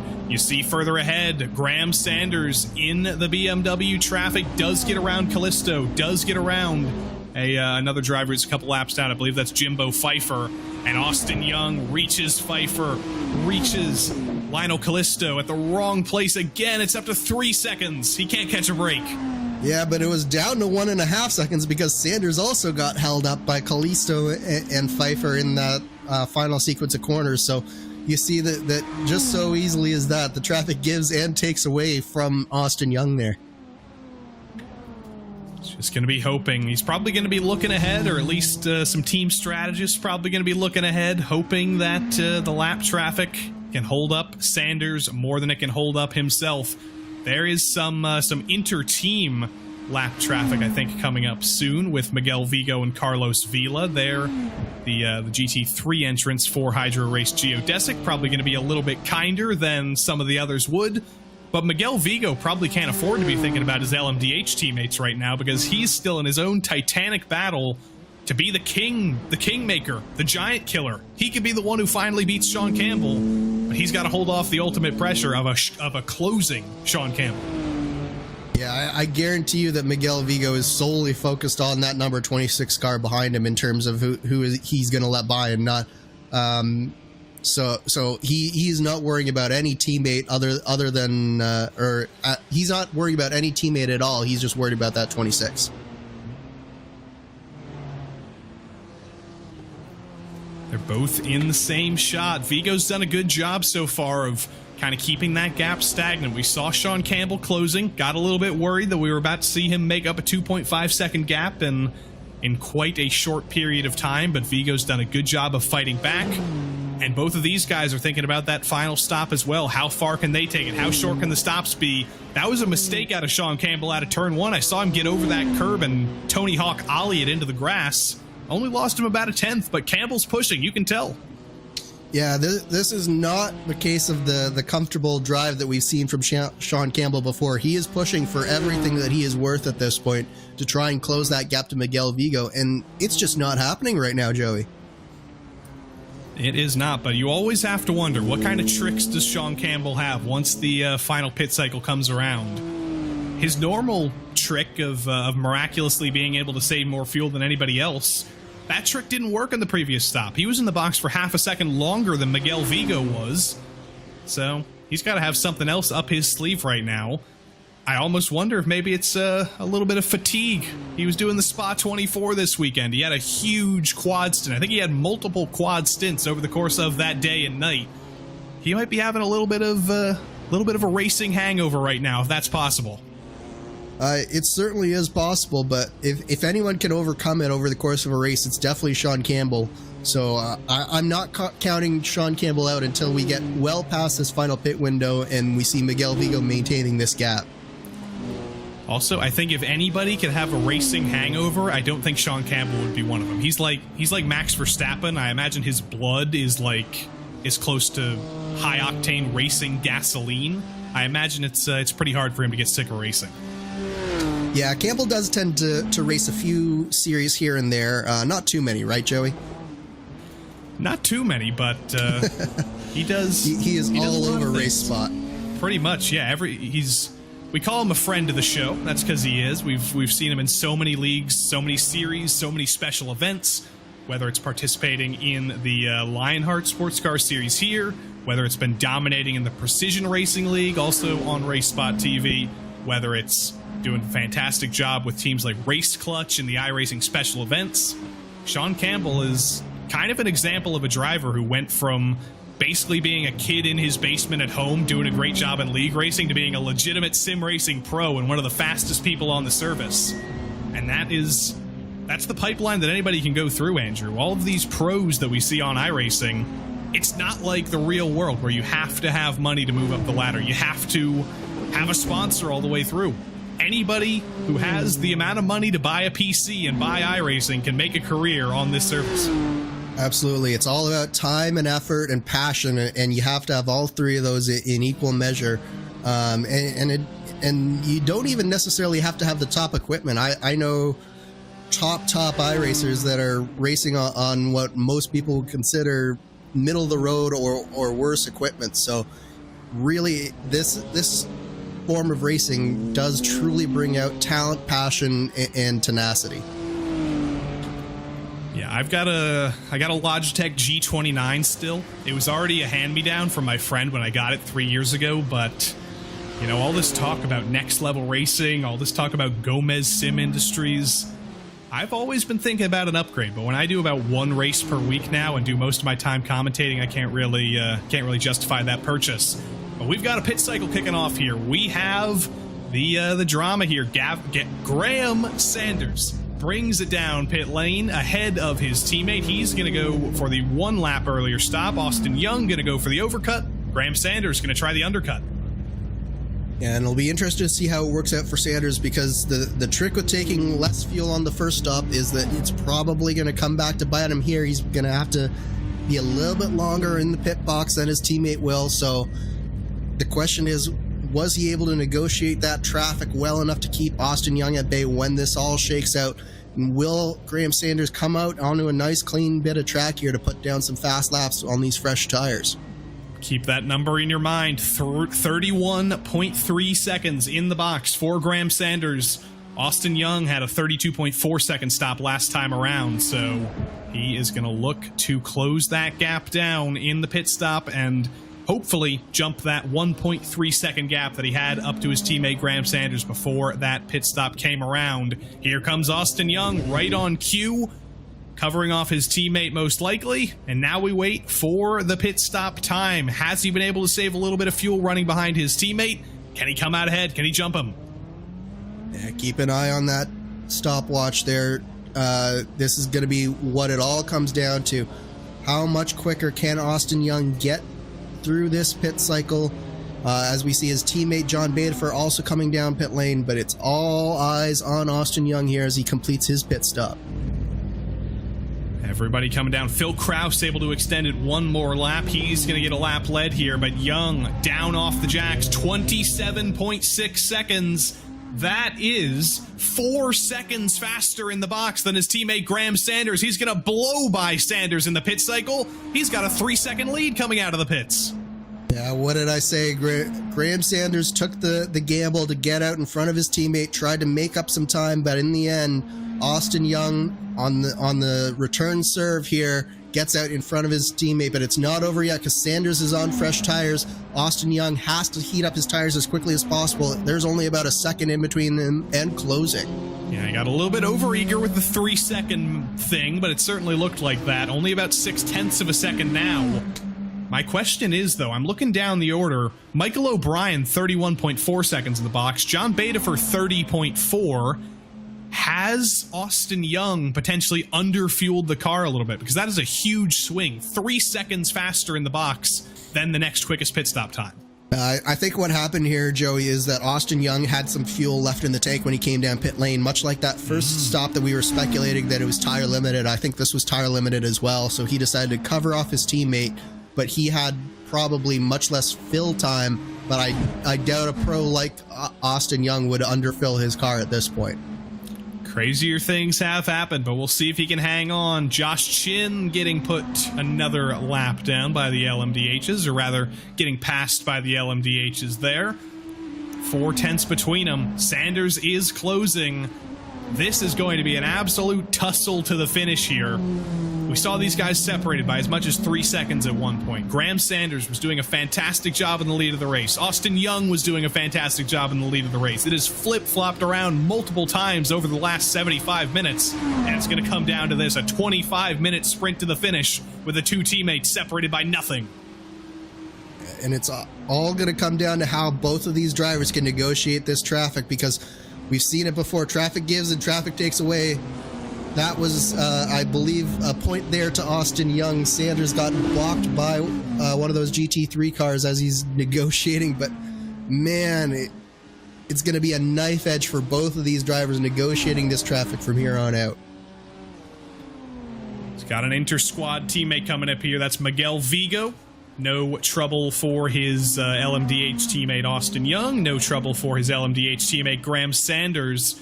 Both of them through there, and don't forget that lead for Miguel Vigo. That has gone very, very well for him. He's expanded that gap to 3 seconds over Sean Campbell. The GT3 is still yet to make their final stop, though, so we're going to wait for that to get our sprint to the finish there.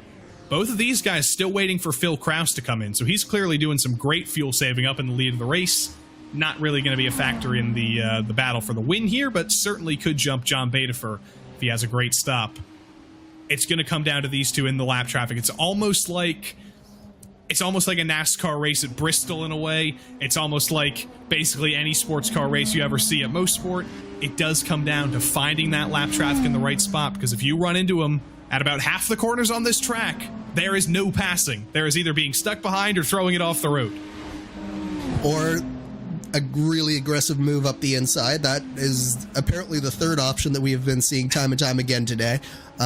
So yeah, it's really a knife edge that these LMDHs are traveling on today for the rest of this race, because they can't afford to let up. They can't afford to give, like, if you're Austin Young, you can't afford to give Graham Sanders even a glimmer of hope at this point. You need to try and maintain this about half a second to 1 second barrier that you have over your teammate. And if you're Graham Sanders, you can't afford to let Austin Young get by a car that you can't get by in the same sequence of corners. And I do have to give our LMDHs some credit here. After we did see quite a few punts in the opening minutes of the race, it does seem like everybody's calmed down. That's partially because we've wiped out about 10 GT3 cars and about 5 LMDHs, but since then, it has been pretty calm out here. And it is quite the intense battle here. One-on-one up front, one-on-one in the GT3s. Phil Kraus kind of being the holdout here, spoiling the party for these two for the moment, because they know they're not fighting for the lead just yet. They will be in a moment, but they're still waiting for how long Phil Kraus is going to stay out there, and is he going to be the one who breaks up the Hydro Race Geodesic 1-3? Can he jump Batafer with this long stint? Yeah, I definitely think that's the play for Kraus here. He wants to try and go as long as possible, have as short as possible as a final stint, and find a way past Batafer. Even if he can't do it in the pit stop, he might be able to do it on pace. But look at the gap here. There's basically nothing between Sanders and Young here. Here comes Austin Young.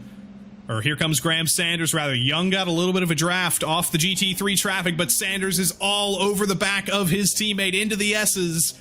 This gap is consisted of nothing here. Sanders a peek to the inside through the final corner. That move doesn't always work, but they're going to be side by side across the start-finish line. Contact almost into the wall, almost turning each other into turn one. Young on the outside, Sanders on the inside. The teammates giving each other no room, and Young hangs on. Wow, what a move there from Young.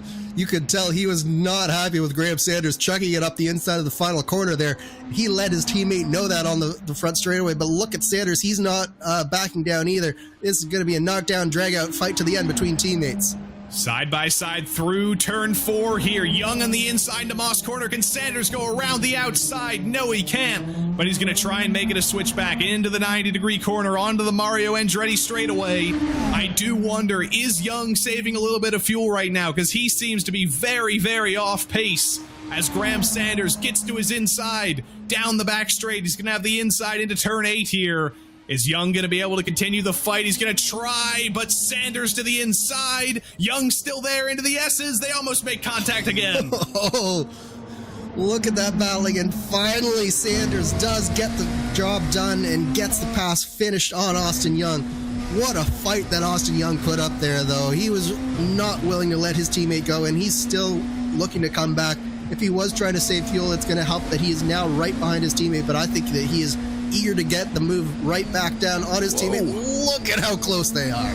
If he's saving fuel, he's doing a bad job of it because he is looking everywhere to make this move back on his teammate Graham Sanders. Can he repay the favor into Moss corner, trying to get to his outside, puts the bumper to the back of his teammate Graham Sanders. Now going to try and go for the switchback through Moss corner, a little bit more contact. This is full contact sports car racing. And this is between teammates here, between Sanders and Young. But you can tell that they both really want to win this race. And I think that Sanders tactically, if I might say, just parked it on the second apex of Moss there a little bit, caused Austin Young to have to check up just a little bit, and that ruined his run down the Andretti straightaway. Miguel Vigo, final stop for him. Josh Chin comes in as well. The GT3 battle rages on. But you want to know something crazy, Andrew? Despite this incredible battle, just throwing everything at each other, Sanders and Young are both still catching Phil Kraus, despite the fact they were side by side for basically an entire lap earlier. And Miguel Vigo with a 15-second stop there, Joey. So that means that he did not take any tires with only 18 minutes left. So it's going to come down to Miguel Vigo and Sean Campbell. Will Sean Campbell create the same, have the same strategy, or will he try and take tires and maybe take advantage of a worn-out Miguel Vigo? It's all coming up here in the final 20 minutes of the race. Austin Young trying to get another run on his teammate Graham Sanders, but he is about half a second back. Could this be the start of Sanders' run forward? Phil Kraus finally comes in from the lead of the race. His mega stint has come to an end, and these two will take over the lead and second officially. There is the current race leader, Phil Kraus. We're going to see if he can come out in third and beat his championship rival, John Badefer, to the final step on the podium. But the spotlight is on those two Hydro Race geodesic teammates now, as here comes even more traffic. Oh, this is so sketchy coming through Clayton into Quebec. Both of the drivers, and Austin Young does get a little bit blocked up there. Yeah, that was Chris Reagan. Tried to go around the outside, but found the grass, had to lift off to not destroy the car. And that is going to make Graham Sanders a very, very comfortable boy right now. Austin Young still stuck behind a little bit of traffic. 2 seconds of a buffer. But we've seen this happen before. We've seen this come down before. Austin Young is not down or out for the count, but Sean Campbell did just finish his pit service, and he's come out ahead of Miguel Vigo.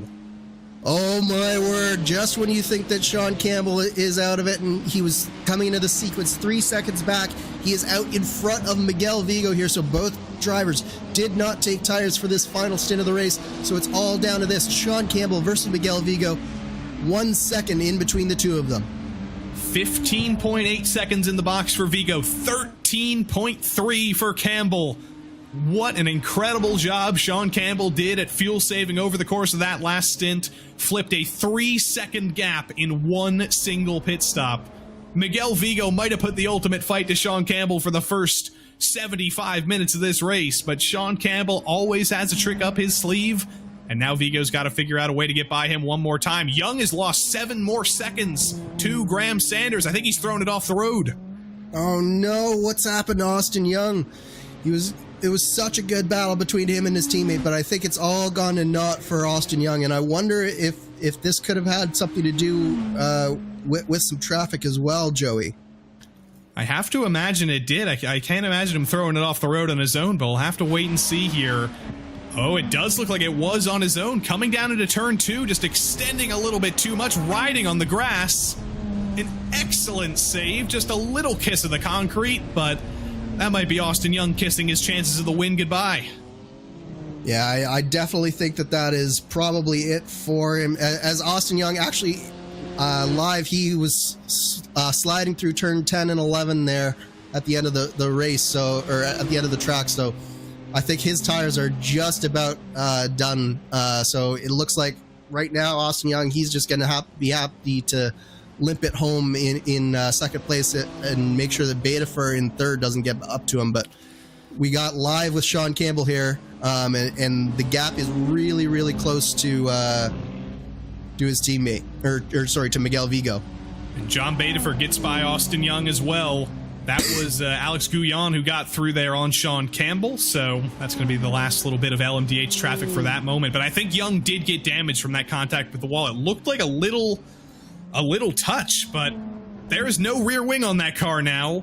I wonder if he got into another incident. Yeah, so his car has been extremely loose ever since he hit the wall the first time. He hit, and we're going to see it on screen here, coming through Quebec corner. He just, as soon as he puts the power down, the car starts to rotate on him, and he spins and bam, right into the wall. No more rear wing for Austin Young. I mean, it's going to be great in the straights, not so great everywhere else, but we saw Matt Taylor have his fantastic save there a little bit earlier. Ended a little bit better than it did for Austin Young, unfortunately. And Betafer gets by. Kraus gets by. If you remember, Phil Kraus was doing a mega stint there in the middle to try and jump Betafer. It did not pay off whatsoever. Kraus was in the box for 6 seconds less than Betafer was, but in the grand scheme of things, he lost 10 seconds to him. So it was a valiant effort, didn't quite work out. Still going to be on the podium for him most likely. And now, the battle for the win that still rages on in GT3. This is where we place our focus now that things seem to be resolved for the moment in LMDH. How can Vigo get by? Does he have to wait for more LMDH traffic to come around? I think the first step for Vigo is to just slowly eat away at Sean Campbell's gap, because right now he's basically taken off about a tenth and a half off of Sean Campbell in the last couple of laps, but it's not enough. He's only got probably about 10, maybe 11 laps left in this race, so he has to find a way get up to the back of Sean Campbell. But the closer he gets, the bigger the draft effect is going to be for Miguel Vigo. So step one, get onto the back of Sean Campbell, and step two, find that way by. It's been a little bit of a boxing match between these two all race long. Sean Campbell had the advantage in qualifying, started on pole in GT3, but in a little bit of traffic, had one tiny bobble. Miguel Vigo took advantage and took the lead. Vigo held the lead after the first pit cycle, and then the second pit cycle came around. Sean Campbell 3 seconds faster in the box, 3 seconds less of fuel needed to put in the car, and Campbell manages to jump Vigo and take the position back. But now it is all for track position. They're going to race for the win here. No more strategy to be had, as I think Austin Young, he's not driving a prototype anymore. He's driving a beta prototype that they advanced from. Yeah, I think for Austin Young, this is finally the damage that's going to put an end to his misery here. Fortunately for him, we have had so much attrition in the LMDH class that he's actually in for a fairly decent points day anyways, probably looking at a 6th place finish when all is said and done. So not as bad as it could have been, but definitely not as good as it was looking for so much of this race. There goes the race leader, Graham Sanders, past Sean Campbell. Very, very dicey stuff there through Moss Corner. Miguel Vigo, his inter-squad teammate, was definitely looking at that thinking, hey, can you do me a little bit of help there? Maybe get Sean a little bit wider, but no, did not happen. The gap actually expanded. Yeah, I was going to say Miguel Vigo definitely lost on the exchange between himself and his teammate. It looked like he had to get out of the way of his teammate just a little bit, and it cost him probably about half a second. So all of that work that Miguel Vigo had done to get basically within 7/10 of a second, it's all gone now. But as Shakespeare and Andrew Kinsella once said, the traffic giveth, the traffic taketh away. So anything can happen here in the next 11 minutes. A 1.3 second gap in the context of this race has been absolutely nothing. And Sean Campbell, to give Miguel Vigo credit, is not pulling away. They are still equal on pace. It's been the strategy that really played the difference in the final pit stop there. Vigo has done a fantastic job of sticking with Campbell, and Campbell's playing with the limits. He almost puts the left tires off in the grass through turn 3. Yeah, and that's what you have to do around Mosport is you have to be right on the limit, and you can tell him Sean Campbell is not letting up one iota. He is pushing as hard as he possibly can. He knows Vigo is just as fast as he is, if not maybe just a little bit faster here today. So he's pushing to the absolute maximum, and that means taking every inch of road that you possibly can. And if there's one person who can do that without making mistakes, it's Sean Campbell. It's kind of been a tale of 2 seasons for these two drivers. Sean Campbell, the stats speak for themselves. 7 races, 7 wins. He has basically been unbeatable in this class all season long. Miguel Vigo has been around for all 7 races as well. The stats tell a different story, though. 3 races in the top 5, only 4 in the top 10. He's had the speed for the top 5 every single race, has run into some bad luck, though, on the majority of the weeks. But what a week it would be to turn it around, to be the giant killer, to take down Sean Campbell. He's got 10 more minutes to do it. And he's starting to think of different ways to do it, because he just need to wait for some lap traffic to come by at the opportune moment. You see Alex Van de Sant, Phil Kraus, not Alex Van de Sant, Phil Kraus coming up a little bit further back. Will he catch Sean Campbell maybe at the end of the back straight and cause a little bit of a pick? He's certainly thinking about the timing back there in second. Yeah, I think for Miguel Vigo, the trick for him right now is he's got to settle down, and as much as he's pressing right now, I think he might be pressing just a little bit too hard. He's starting to make small mistakes, and it's costing him just a half a tenth here, a half a tenth there, and it's adding up to Sean Campbell just being able to extend his gap just that little bit more. So for Miguel Vigo, the key here is to refocus and to drive within himself for the next 9.5 or so minutes, and then just hope against hope that Sean Campbell makes a mistake himself. A beautiful camera shot through the final couple of corners. Everybody at home noticing that that fantastic cinematography, and always loving the camera packs here at Mosport. It's a beautiful track, Bowmanville, Ontario. Couple of I think hours drive out of Toronto, but one of the best tracks in North America. I don't think that's at all controversial to say. Maybe the best track in Canada, depending on who you talk to. I think you might be the authority, Andrew, if this is the best track in Canada or not, but I think Sean Campbell's probably thinking it is right now. Yeah, I would definitely rate this high up there in terms of best tracks in Canada. You might get a few people who would argue Circuit Mont-Tremblant in terms of driving, and of course the Grand Prix track at Ile Notre-Dame in Montreal is a classic, but at the same time, there's just a certain flavor with Mosport and the type of risk that you have to take here that you just don't find on many tracks these days. And it's such a throwback track. You can't overlook this. Even in North America, I would rate it probably within the top 5. And talk about a track that I think everybody would love on iRacing. Mont-Tremblant would be absolutely incredible, and I have to imagine we'll see that in the near future. I know it hasn't been scanned just yet, but I can only imagine that will make our way into iRacing one day. Graham Sanders up here. Mosport's certainly his favorite track, because in a race of attrition, in a race of drama, basically every single one of his rivals has made 1 or 2 critical errors over the course of the night. Meanwhile, he has basically been perfect, albeit with a few bobbles, and he has a 17-second buffer, a 16-second buffer over his teammate to play with for the next 7 minutes. Yeah, of course, he did have that one bobble early on, but he has managed to work his way through it, and he was fortunately able to catch it where some other drivers haven't been able to. So it's a credit to what Graham Sanders can do as a driver. He's done a great job here today. It's almost a track day for him at this point. When he comes to the line, I believe it'll be 7 laps to go, 6 or 7 laps to go for him. We'll have to wait for the official calculation there. I don't think he'll be too worried about that. He's definitely got enough fuel to make it to the end. He's got enough of a gap if he does need to save it. And it's basically going to be a track day that he could win at the end of the season with the BMW M4 GT4 driving experience over at the Thermal Club in California. This win could put Graham Sanders one step closer to that. Carlos Vila, another one of his Hydro Race geodesic teammates in GT3, doesn't have any damage on that car. I think that's just the polygons of the paint scheme, of the livery. But running solid in the top 5 here. Hasn't quite had the pace of his teammate Miguel Vigo, but a top 5 will be a great result for Carlos coming out of tonight. Yeah, absolutely. Carlos has had some issues getting fully to the end of some of these races, so getting to the end of this race in particular, I think is going to give him a lot of confidence going forward. Hasn't quite had the same pace as Miguel Vigo throughout the course of the season, but he's definitely a driver to look for in sort of that second grouping of drivers, along with the likes of Chase Wilson and Matthew Morehart in these GT3 cars, that certainly can look to take a step forward in this second half.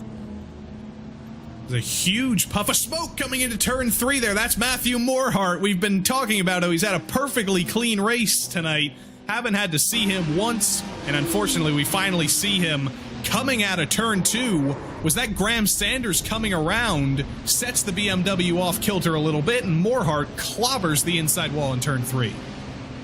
Yeah, and that's going to be interesting to see what happens in terms of race control there. They're definitely going to have to take a look at that one, because to my mind, that was maybe a little bit more on Graham Sanders there than you would want it to be. So I'm not going to say that it was an avoidable contact, but at the same time, that was a risky maneuver that I'm not sure had to happen there.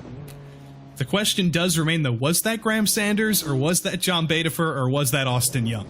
Because they have painted the cars completely identical, so it could have been any 3 of them, but either way, I think the stewards will, they'll be able to identify who it was, and they'll probably take a closer look at that one, because I think Matthew Moorhart will probably be the beneficiary of any investigation there.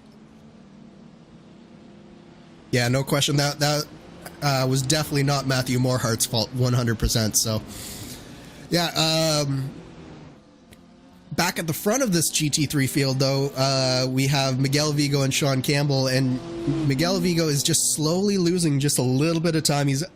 Campbell has managed to get the gap all the way up to about 1.5 seconds here, and I just don't see, barring a big mistake from Sean Campbell, enough time left for Miguel Vigo to get back into this race. And this is going to be so frustrating for Miguel Vigo. He ran basically the perfect race. He led the majority of the race over Sean Campbell, but one pit stop, one little bit of strategy, and one lot of bit of fuel saving for Sean Campbell has given him the lead back. And Miguel's probably thinking right now, what do I need to do? I finally had the speed to beat this guy on pace, but he's got a whole nother strategy in the books. He's able to save 3 more seconds of fuel than I am. What am I supposed to do over the second half of the season to beat this guy?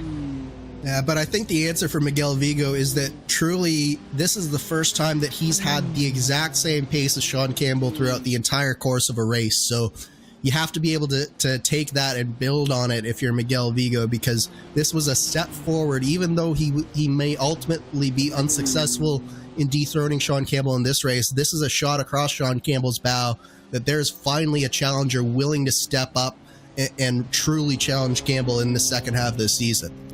Things are heating up a little bit in the battle for second. It looked to be kind of resolved with Badefer over Kraus. But right now, Phil Kraus has brought that gap down to about 2.5 seconds. With 3 laps left to go here, that battle may not be over. And remember, that's basically the battle for the lead of the championship. Phil Kraus currently the championship leader, 4 points over Badefer. Graham Sanders is a good 20 points behind the rest of that gang. This could get very, very interesting in the final couple of laps. Right now, Kraus getting stuck behind one of Badefer's GT3 teammates, ironically. That's Miguel Vigo.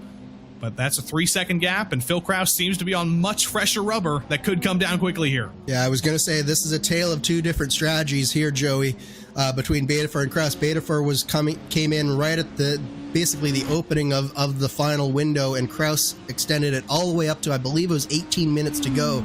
So he's got a good 8 or 9 laps, fresher tires compared to John Badefer, and it's really coming into play now. You can tell that Kraus is just so much more confident, even moving through traffic, than Badefer is at this point.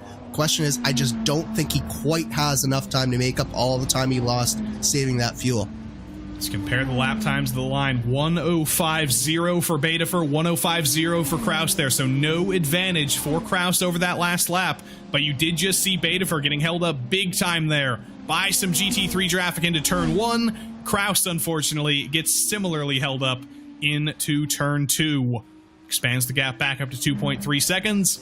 Badefer, a little bit confident now, but Graham Sanders, he's going to take the white flag this time. He's more comfortable than anybody right now. He's got a little bit more lap traffic to deal with, but he can be as calm, cool, and collected as he wants. As through the S's for the penultimate time, Graham Sanders gets a little bit of a wiggle on, but he's going to take the white flag. And what a race it's been for Graham Sanders. He had that one small mistake that he made, but he was able to catch it, and he's not made a mistake since then. And it has just been a dominating display after his teammate Austin Young made his mistake. And yeah, this has just been a really resurgent effort for Graham Sanders, and he was in 5th in the championship coming into this race. He really needed a good result here to get himself truly back into the championship battle, and this is exactly what he's going to come out with today. Through Moss Corner for the final time, Graham Sanders currently sits 5th in the championship. He's had more bad luck than some of his rivals over the course of the season, has had more DNFs than his rivals over the course of the season, but tonight he has been absolutely perfect. Put it on pole, and in a couple of corners' time, he could be the first driver this season to win 3 races. He's got 2, Kraus has 2, Young has 2, but through the final corner, it's going to be wham, bam, thank you, Graham. Sanders wins for the 3rd time this season. He wins the BMW Performance Center Grand Prix of Mosport in the LMDH class, but that's not all of the honors, because we've got to go back to GT3 in the ultimate battle of the Titans. It's going to be LMDH first here, because Phil Kraus gets to the back of Betafer into the final corner, can't quite make the move. He is going to be wishing they had one more lap there, because Betafer came so close to losing 2nd place there. Here is the man of the hour, though, in GT3. Sean Campbell, undefeated so far this season. 7 races, 7 wins. Looked like the streak could finally end. He looked human for the first time, but Sean Campbell once again goes superhuman. He wins 8 times in 8 races. Sean Campbell wins in GT3. Yeah, you just can't stop Sean Campbell. He had a really strong race, but again, credit to Miguel Vigo for truly putting the pressure to Sean Campbell, forcing him to be just about perfect over the course of this race. And really, for the first time, it looked like Sean Campbell could have been beaten. Quick note on the Betafer Kraus battle. What happened is Betafer got crossed up with the GT3 car coming into Moss on that final lap, cost himself almost a full second, and then Kraus nearly had a shot on him into that final corner. Great battle between the two of them for second. What a race. That's up there. One of the most dramatic races we've seen all season, and I would be remiss to mention Chase Wilson in the AM class in GT3 comes home with yet another victory. He has been running away with this AM class championship. That almost makes me wonder, next season, will Chase Wilson be promoted from the AM class to the pro class? It is entirely possible, but for now, he's still hunting for that championship. And Craig Forsyth as well, one of those drivers that we didn't really mention at all tonight. If I'm not mistaken, he came home 2nd in class. Remember, Andrew, at the end of qualifying, he didn't even get to qualify. He ran at a time, and he drove up to 2nd. A really, really strong race from Craig Forsyth. He's our BMW Performance Driving School driver profile of the day, but he definitely had a strong race, clean race, and it's exactly what you need around here, because there was so much chaos here today, Joey. So much chaos, and now we finally get to see the report. These are the race results by Butt Kicker, and no surprise, up top, it is Graham Sanders. A masterclass here. Hydra Race Geodesic as well, brings it home 1 and 2. Could have been a 1-2-3. Didn't quite work out that way. Phil Kraus comes home with the final spot in the podium. He will retain the championship lead with the fastest lap as well. Very nice for him. Michael O'Brien comes home in 4th, 1 lap down after some bad luck for him. And Alex Gouillon, a race from the back in a race of attrition, brought it to the finish, brings it home in P5. Austin Young took the fight to Graham Sanders all race long. Unfortunately, hit the wall about 3 too many times and put himself 7 laps down. David Sirois, Alex Van de Sant, Matt Taylor, and Caleb Bensey all ran into assorted amounts of trouble. They are the used LMDH lot for tonight. And in GT3, what a race at the top. Sean Campbell comes home victorious for the 8th time this season, but it was not straightforward. Miguel Vigo put up the ultimate fight, came up just short. 3.3 seconds of fuel, 2.2 seconds on the track. Josh Chin, great race for him as well. That's 2 private label team hype podiums in both classes. And then Carlos Vila rounds out the top 4 in GT3. Chase Wilson comes home in 1st in the AM class in GT3, ahead of a pro, Matthew Morehart, Lionel Callisto, Andrew Marquez, and Craig Forsyth bring us down to 9th place. Craig Forsyth, a pro, by the way, so not 2nd in the AM class, but still fantastic comeback for him. Christopher Reagan was 2nd in the AM class after all of that. Travis Jagerlaner comes home in P11. Jimbo Pfeiffer, a drive from the back for him as well in P12. Trevor Malone rounds out the podium despite a few few incidents for him. He still gets a podium for his efforts. Then it's Paulson, Graf, White, Tucker, Bennett, Otis, and Logan Spath down to the end of the top 20. Logan Spath was out very, very early, as was Eric Staropoli. Not very good luck for them, unfortunately. But they're going to look to Monza in 2 weeks' time to see how they can come back from that. But after that, it's time for the post-race show presented by Butt Kicker. Would you believe it, Andrew? I think we've already got our race winner on the line. Still waiting for Graham Sanders to come down here. Going to drag him in. First step in the Butt Kicker post-race show is always the race winner. And Graham Sanders, for the third time this season, you've got it done. But what a battle that was with your teammate Austin Young. Yeah, that was pretty nerve-wracking. I think that was my first real on-track battle with a teammate this season, so I wasn't sure how I wanted to go about it. If I wanted to be really, really cautious, or if I wanted to just go for it. And I mean, I've got some ground to make up in the championship, so I said, let's do it. So yeah, it was really fun. And indeed, that was the story coming into tonight. You came in 5th in the standings, still very much within touching distance with over half the season to go. How much confidence, how much of a step does this give you coming into that second half of the season that you've got more wins than anybody so far? Yeah, this helps a lot. I probably still is going to take a lot to really get up to the front, but if I can keep this up, then we should be there hopefully by the 3/4 mark, but we'll see. I'm excited. Well, Graham, congrats on the win. Congrats on the 1-2 for Hydro Race Geodesic, and we will see you in 2 weeks' time in Italy. Thank you. Graham Sanders victorious tonight here, Andrew. And we have the driver who he finished ahead of. John Badefer kind of survived all the drama, and he's here to talk to Andrew Kinsella. John, you had a little bit of an adventure here today, but probably not quite the result you were hoping for given your speed, but at the same time, there was a lot of battling over the course of the race, wasn't there? Yeah, a little bit to start out. I got a good jump and was able to clear Phil early on, and then had a little half spin in the last sector near my teammate leading the race, so I just tried to hook it to the right and lock it down, and luckily didn't touch him. And then, yeah, there was some shenanigans at the end of the race too. Now, talk about the GT3 traffic, because obviously here there's probably the most speed differential that you get with the GT3s out of any of the tracks. So what was it like trying to negotiate that traffic? It's a guessing game. Half the drivers track out all the way, half don't. Half, will turn in when they're supposed to, so you can go around the outside, half don't. So you're really you're guessing and, kind of hoping that they are going the right direction.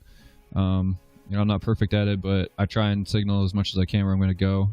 And, sometimes there's miscommunications, but for the most part, it wasn't terrible. There's a lot of, left to right on this track, so there's a lot of chances for error, I guess. Yeah, absolutely. Do you think that it'll be something similar at Monza in a couple of weeks' time here, or do you expect it to be maybe a little bit easier to negotiate those GT3s there? Monza, the communication will be a lot more clear-cut, for sure. With, there's chicanes, and you can't really get around, I don't think, in the last sector other than on the straightaways. So I think it should be better when it comes to traffic. You just might lose more time if you're one of the ones that gets stuck in the chicane. Perfect. We'll get you out of here on one final question. We got a big championship battle. Of course, Graham Sanders with the win, trying to get himself back into the battle. But between yourself and Kraus, it was very close at the end. What are you looking for as we come up to the halfway point to get that championship around your neck there? Yeah, I'm really happy for Graham. I made a mistake at Spa and kind of took him out, so he's battling back really well, and I'm happy that he's able to do that. I felt really bad. When it comes to Kraus, he's quick, so it's tough. He's really good with strategy. I don't know what he was doing there at the end of the race, just plowing through the back of me, but apparently I did something to upset him. So, yeah, we'll just keep battling and try and keep it as fair and clean as possible. That's the way I try and do it, and see what happens. Awesome. Thanks so much, John.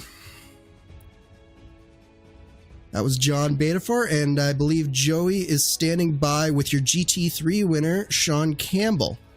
Indeed I am. Sean Campbell up here in the GT3 booth with us. Sean, it looked for once like your winless streak was going to come to an end. You looked human, and once again, you've come through to keep the winless streak up. Was this win ever in doubt for you, like it was for us? Yeah. Honestly, right at the start, it was I was trying to break away, and I couldn't do it, so I started fuel saving, and then I tried to like juke him by not fuel saving for a lap, and he just stuck right with me while fuel saving.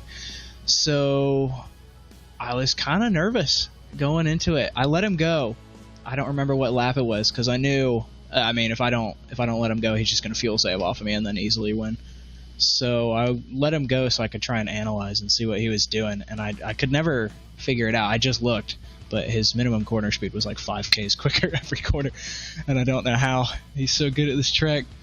But I knew I had to do something, and so I started fuel saving and jumped him in the final stop with the 2 less laps of fuel, I think. Well, Sean, we know that on RaceSpotTV before, you've been known to have a winless streak. Back in the PRL GT4 series, you went 10 out of 10.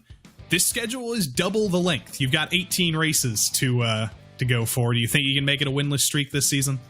I don't know, but PRL was also in the M4, wasn't it? But it was in GT4. It was. So, which you could win a driving chance in if you win this championship, by the way. that'd be really weird, right? Drive the BMW Full circle. GT4 in iRacing and then come full circle. But yeah, I don't know. I think it's less important to me about getting all the wins. It's more important about doing what needs to be done in terms of the championship, right? Well, Sean, congrats again on another win. I can't remember the last time I was in a booth where you didn't win. Maybe it'll happen in 2 weeks. We'll see you then. Peace.